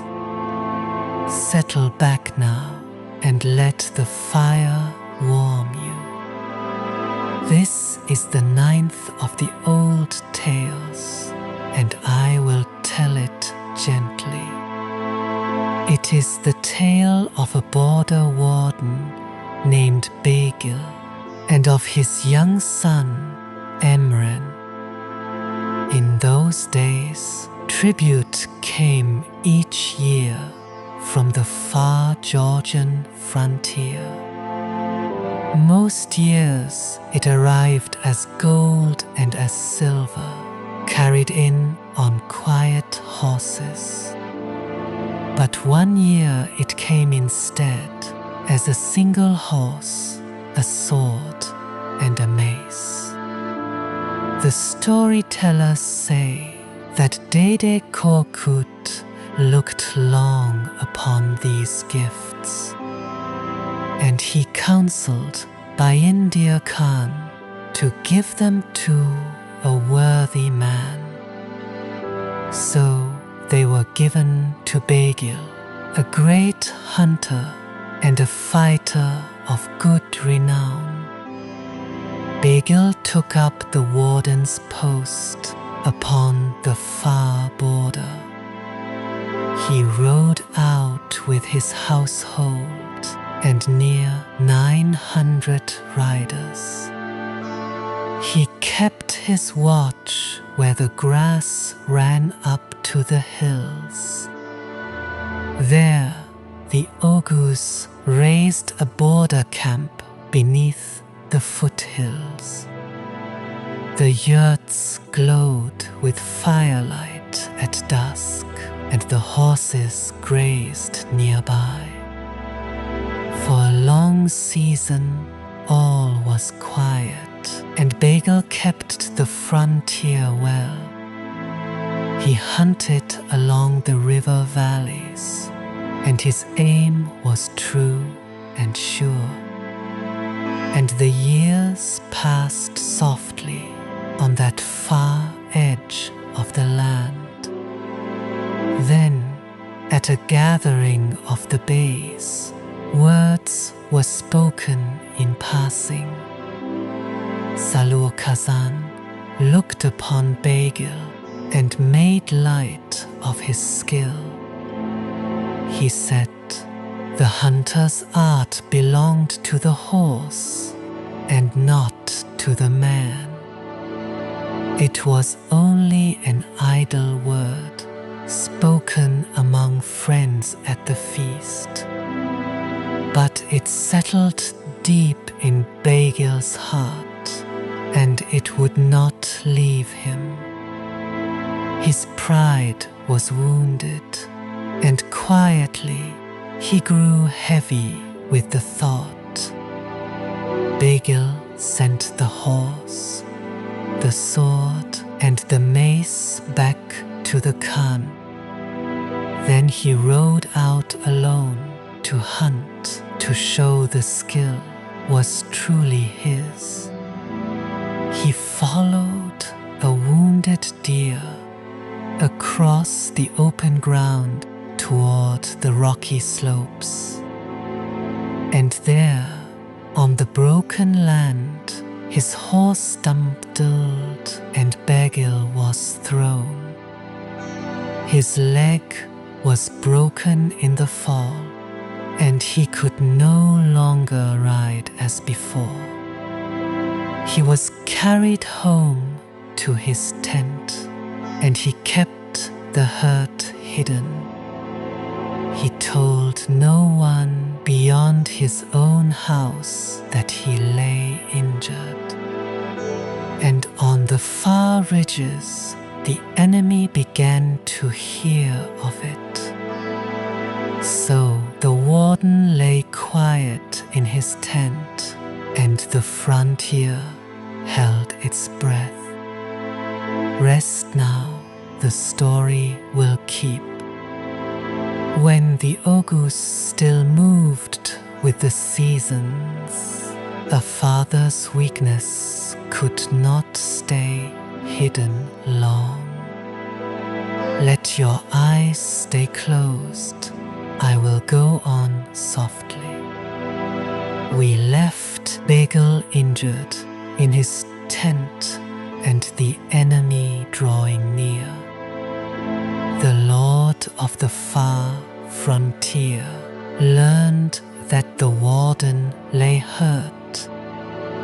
In the old tellings, he is the Tekfur, and the tale calls him Shokli Melik. He gathered his men and came against the border camp. Word reached Begil where he lay, and his heart was heavy. He could not rise to ride, and he feared for his people.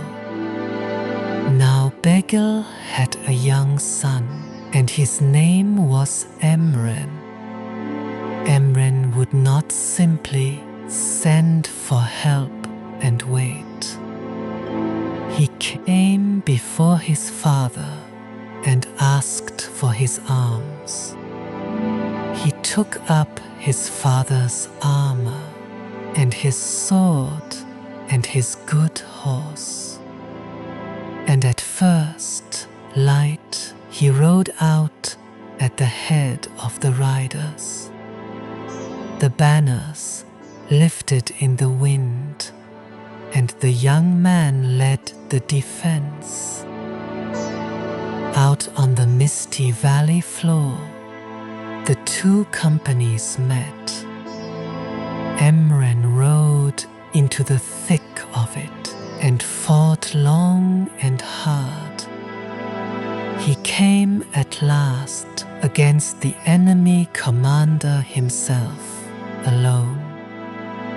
They fought in single combat until Emren's strength began to fail.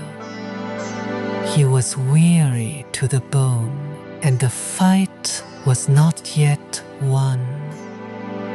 And in that hard moment, Emren lifted his eyes and prayed, Lord, do not let me fall here before my father's people. Give me the strength of 40 men and I will not turn back. The old tale says that his prayer was answered and strength came into his arms.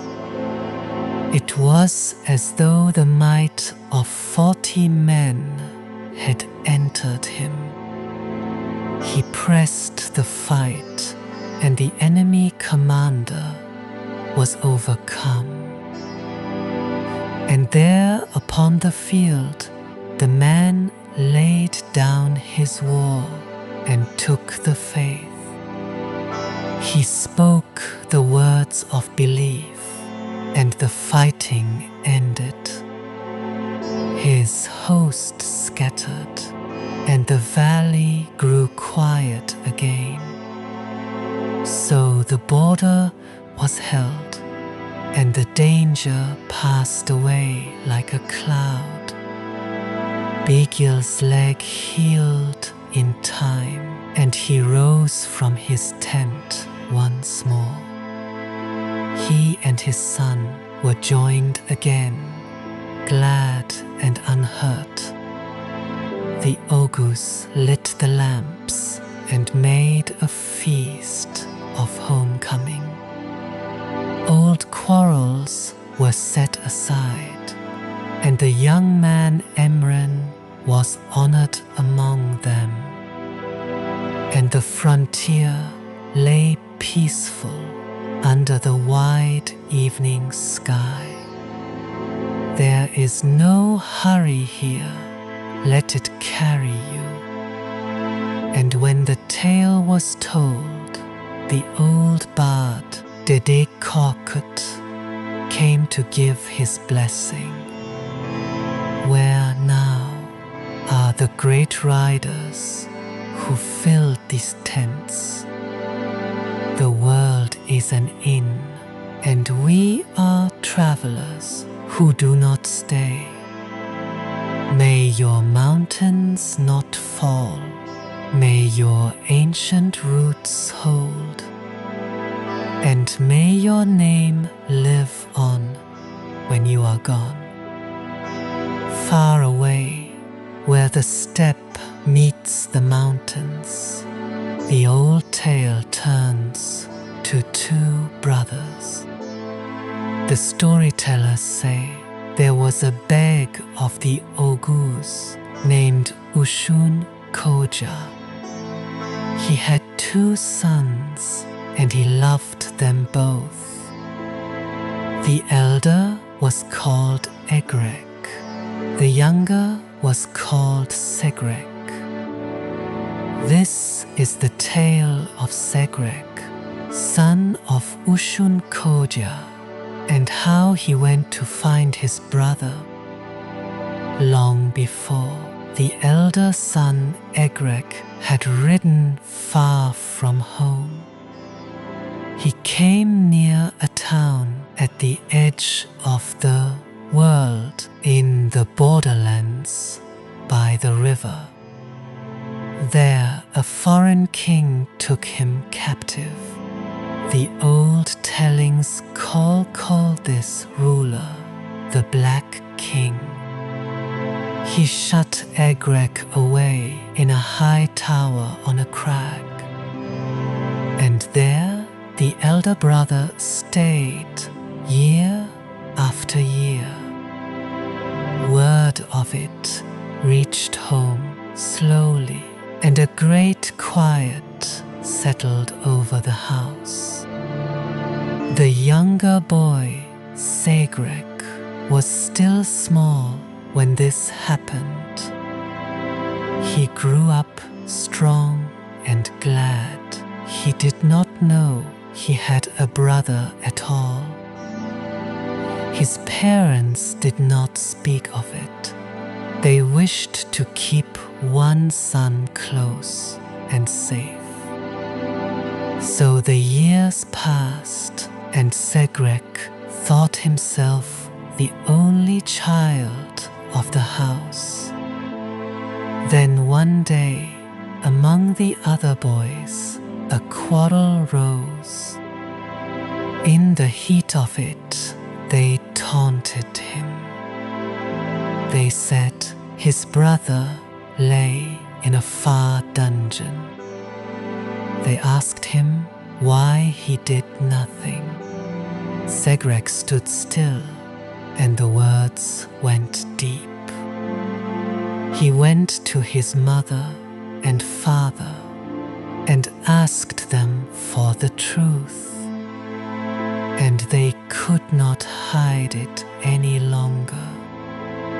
When Segrek learned of his brother, he made up his mind. He would ride to the Black King's country. He would set Segrek free. His mother wept. His father spoke gently.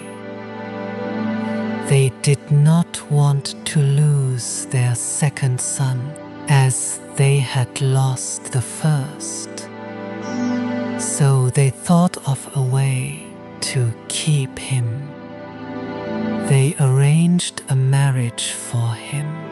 They hoped a wife and a home would settle his heart. A tent was raised for the wedding. But on the night itself, Segrek would not go in to his bride. He said he would take no joy while his brother lay in chains. At last, his parents saw that his mind would not turn. They gave him their blessing, quietly, the way you let go of something you love. And Segrek took his horse and rode out toward the far mountains, alone. Let your eyes stay closed. I will go on softly. The road is long, and there is time. In an age of horses and open grass, a young man rode toward a stranger's country to find his brother. Segrek went a long way. He came at last to a walled garden that belonged to the Black King. It was green and cool and quiet. Segrek lay down in the shade of a tree, and sleep took hold of him. His horse grazed nearby under the moon. Word came to the king of a stranger sleeping in his garden. He sent 60 men to drive him out. Segrek woke and rose and fought them off, and they did not overcome him. Then sleep came over him again, and he lay down. So the king sent 100 more. Again, Segrek rose and stood his ground, and again he was not beaten. The garden grew quiet once more. Now the king marveled that one sleeping man could not be taken. In his tower, he still held the elder brother, Segrek. He called for him and made him a promise. If Segrek would go and deal with this stranger, he would have his freedom at last. And so Segrek, who had not seen his home in years, went down to the garden. He came upon the sleeping man, but he saw the cut of his cloak and the way he lay, and he knew him for one of his own people. He would not strike a sleeping man of his own blood. So he woke him gently and asked him who he was. "Do not sleep, young rider. I will not strike a man of my own blood. Tell me your house and your father's name before we call each other enemy."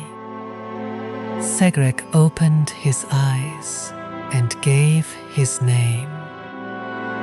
He named his father Ushun Koja, and the two of them stood there and understood. The one who had come to rescue and the one long held in the tower were brothers. They knew each other at last, and they held one another close. Then the brothers turned together against the king's men.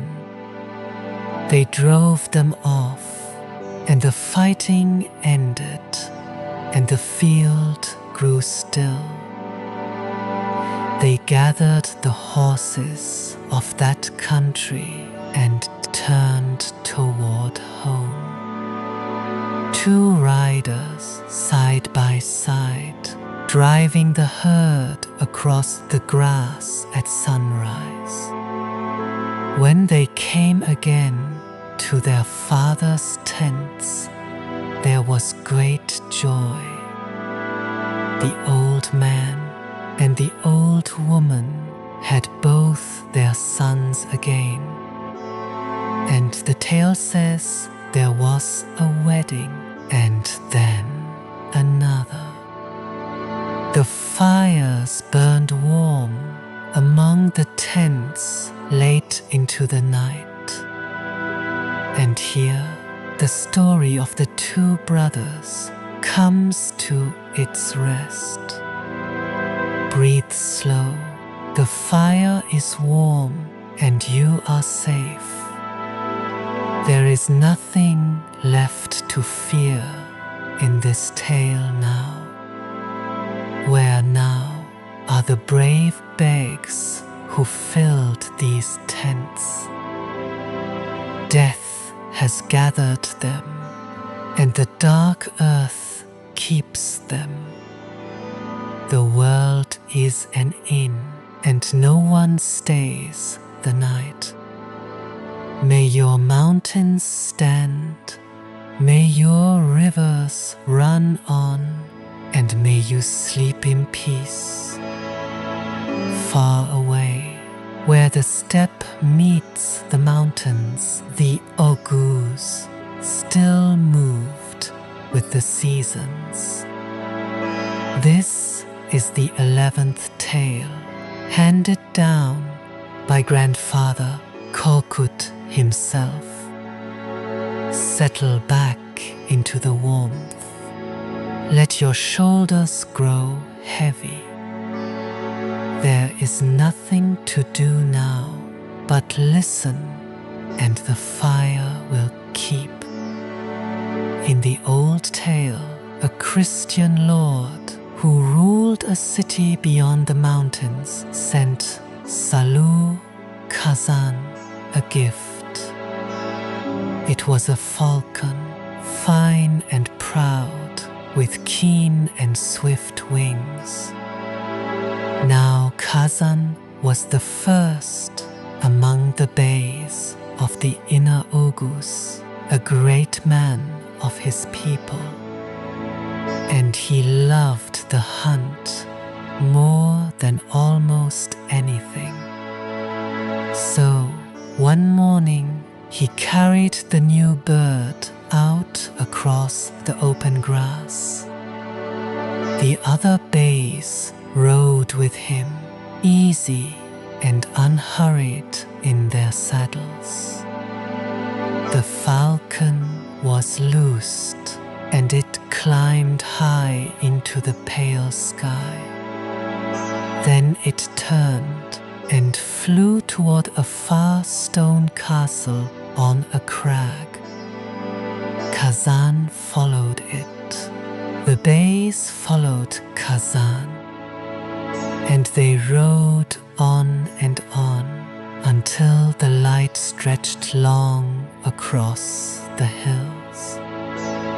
By the time they neared the castle walls, the horses were spent and the men were weary. They stopped in the grass to rest a while.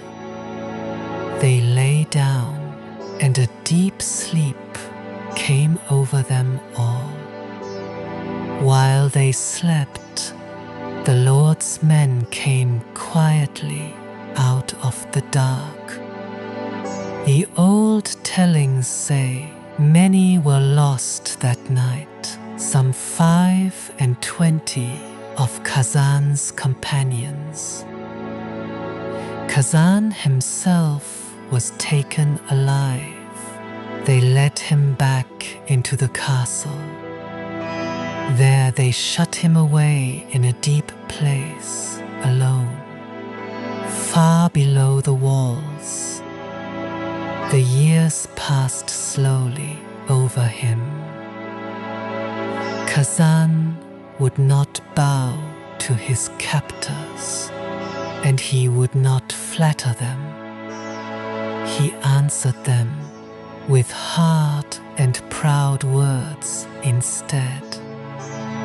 In time, the Lord's wife came to feel some pity, and she asked him how he endured.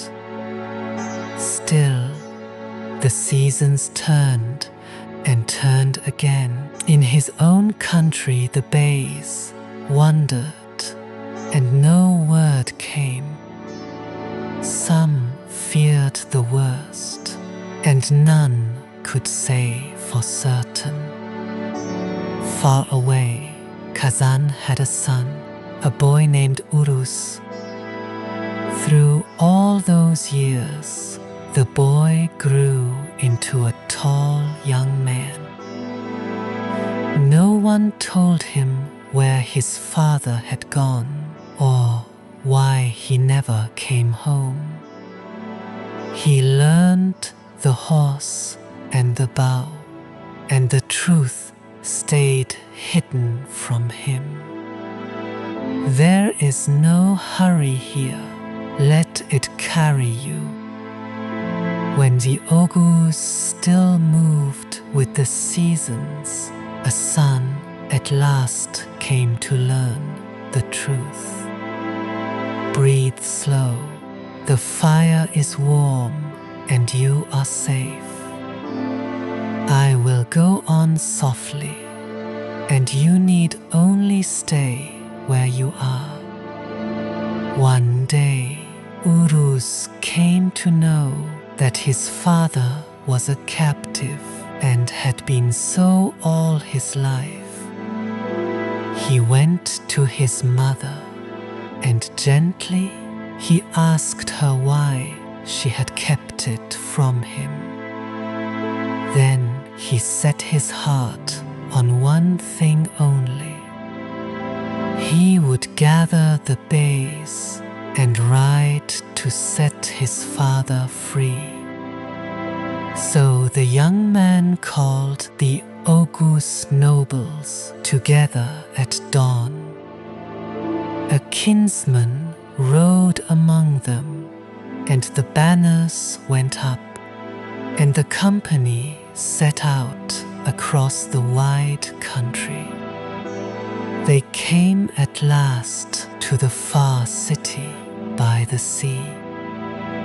There, the fighting carried them all the way to the great domed church. Now the Lord had a cruel thought. He sent Kazan out into the field to fight, still his prisoner, against the very men who had come to save him. So father and son met in the press, and neither one knew the other. They fought, and in the clash, Uruz's sword caught his father's shoulder. Kazan lifted his head, and as the blow rose to fall again, the old man cried out, "Summit of my black mountain, my son, light of my two dark eyes, my son. My brave Uruz, my lion Uruz, do not strike your white-bearded father, my son." Uruz let the sword fall from his hand. He knew that voice. He knew his father's face beneath the dust. He came down weeping and begged to be forgiven, and the two of them held each other there in the field. Then father and son turned together against the Lord's men. The old tellings say the fighting ended and the field grew quiet. Kazan was free at last. The castle and its church were taken and made into a place of prayer for his own people. The whole company turned homeward across the mountains. When they reached the Oghuz lands, there was feasting for 7 days and 7 nights. And grandfather Korkut came, as he always came at the end, to say the closing words. "Sleep if you like, I am still here by the fire. Where now are the great bays who once filled these tales?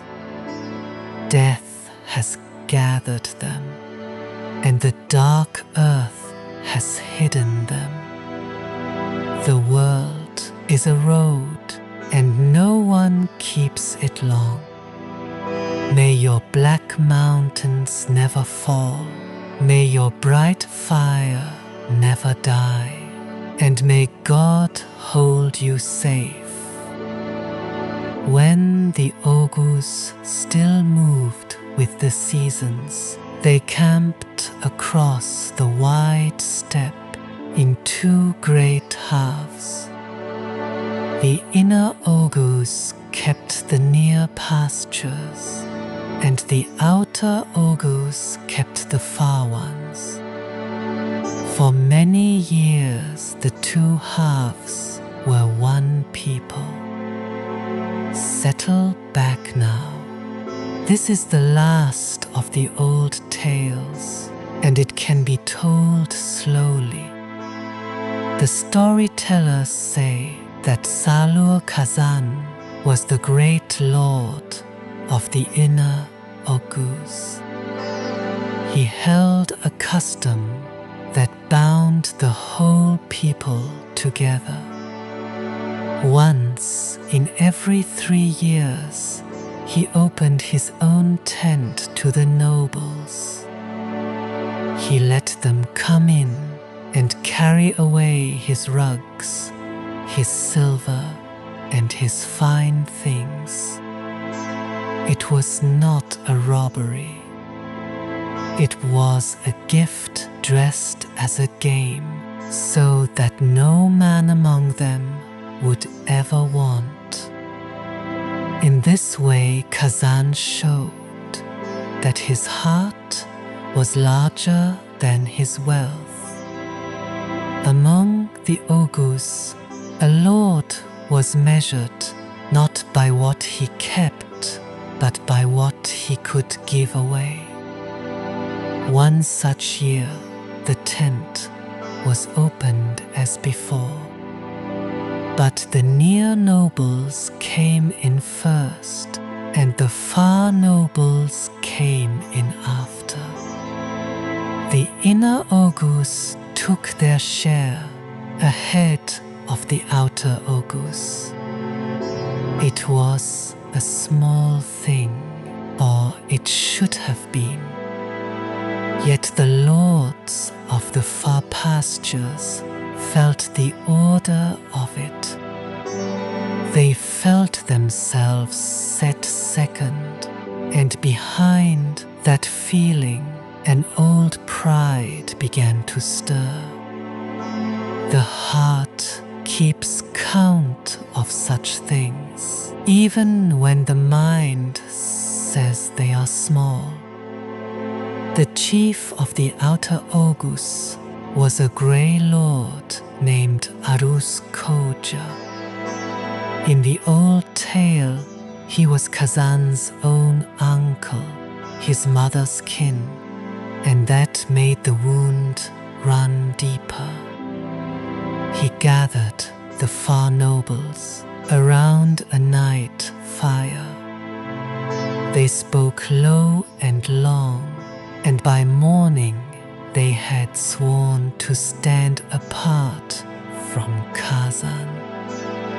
So the one people became two, and a quarrel that began at a tent door grew as wide as the steppe.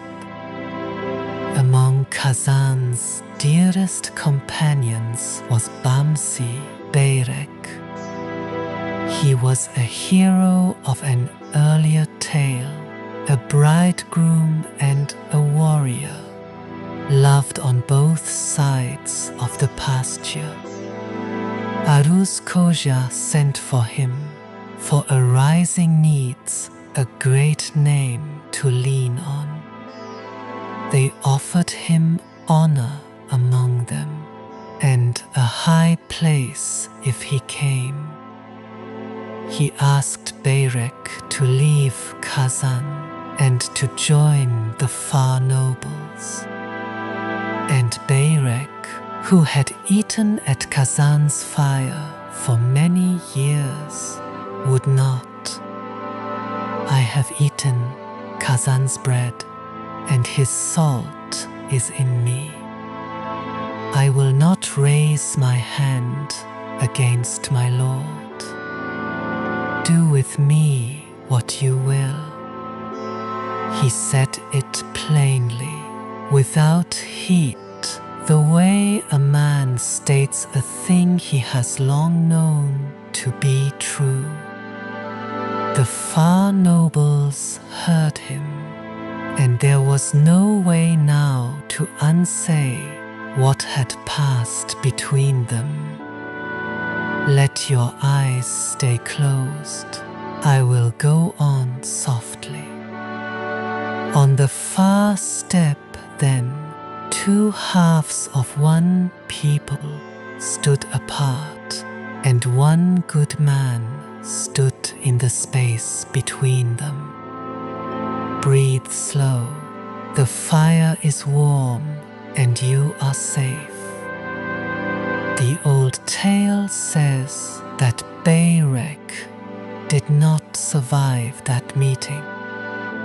He kept faith with Kazan, and it cost him his life. He had chosen his Lord over his life, and he did not turn from that choice at the end. Before the end, he asked for one thing only. He asked that Kazan be told, and that his Lord answer for him.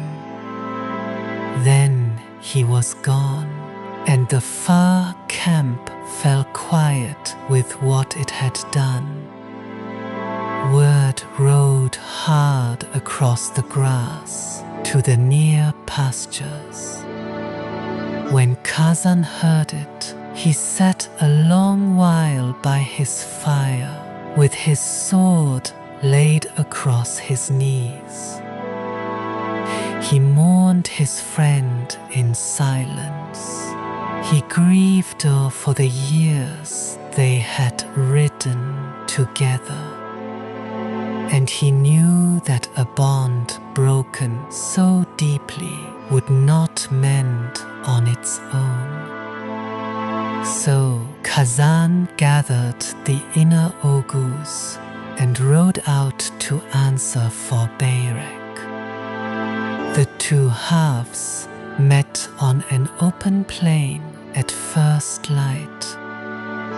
The storytellers do not linger on that morning, and neither shall we. The lines closed, and many were tested, and when it was over the rising was broken. Kazan came upon Uruz in the press and overcame him. The old lord who had begun it all did not leave the field. After that the fighting ended, and the wide plain grew still. The nobles of the outer Oghuz came before Kazan with open hands. They knelt and they asked to be taken back.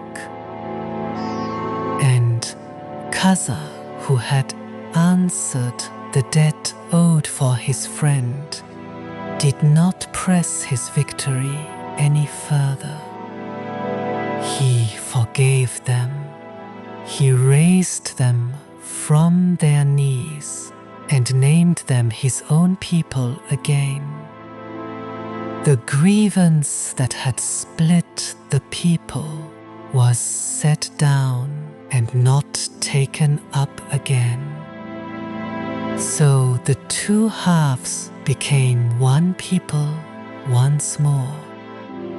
They spread a great feast to seal it, and the old wounds were laid down beside the fires. The Oghuz who had stood apart now sat shoulder to shoulder, and no one spoke again of who had entered the tent first. Into that gathering came Dede Korkut himself, grey and gentle, with his kopuz across his knee. He sang the deeds of the heroes as he had done at the close of every tale. This was the last of the 12, and with his song the whole long telling comes to its rest. There is no hurry here, let it carry you. Where now are the great lords who filled these tents? Where are the riders who crossed the wide grass and called it their own?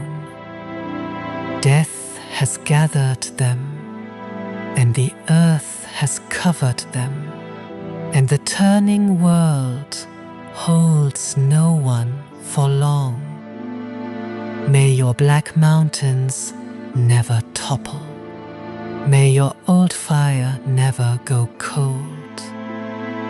And may this quiet night keep you until the morning. And so the old stories come to their rest. The fire has burned low now. The grass is quiet, and the horses are still, and the far mountains have gone blue with the night. There is nothing left to do, nothing to carry, and nothing to keep. The Oghuz slept under these same stars long ago, and now it is your turn. Let the last of the firelight fade. Let my voice grow soft and softer and slip away. You are warm, you are safe, and the night will hold you gently until morning. Sleep now. Good night.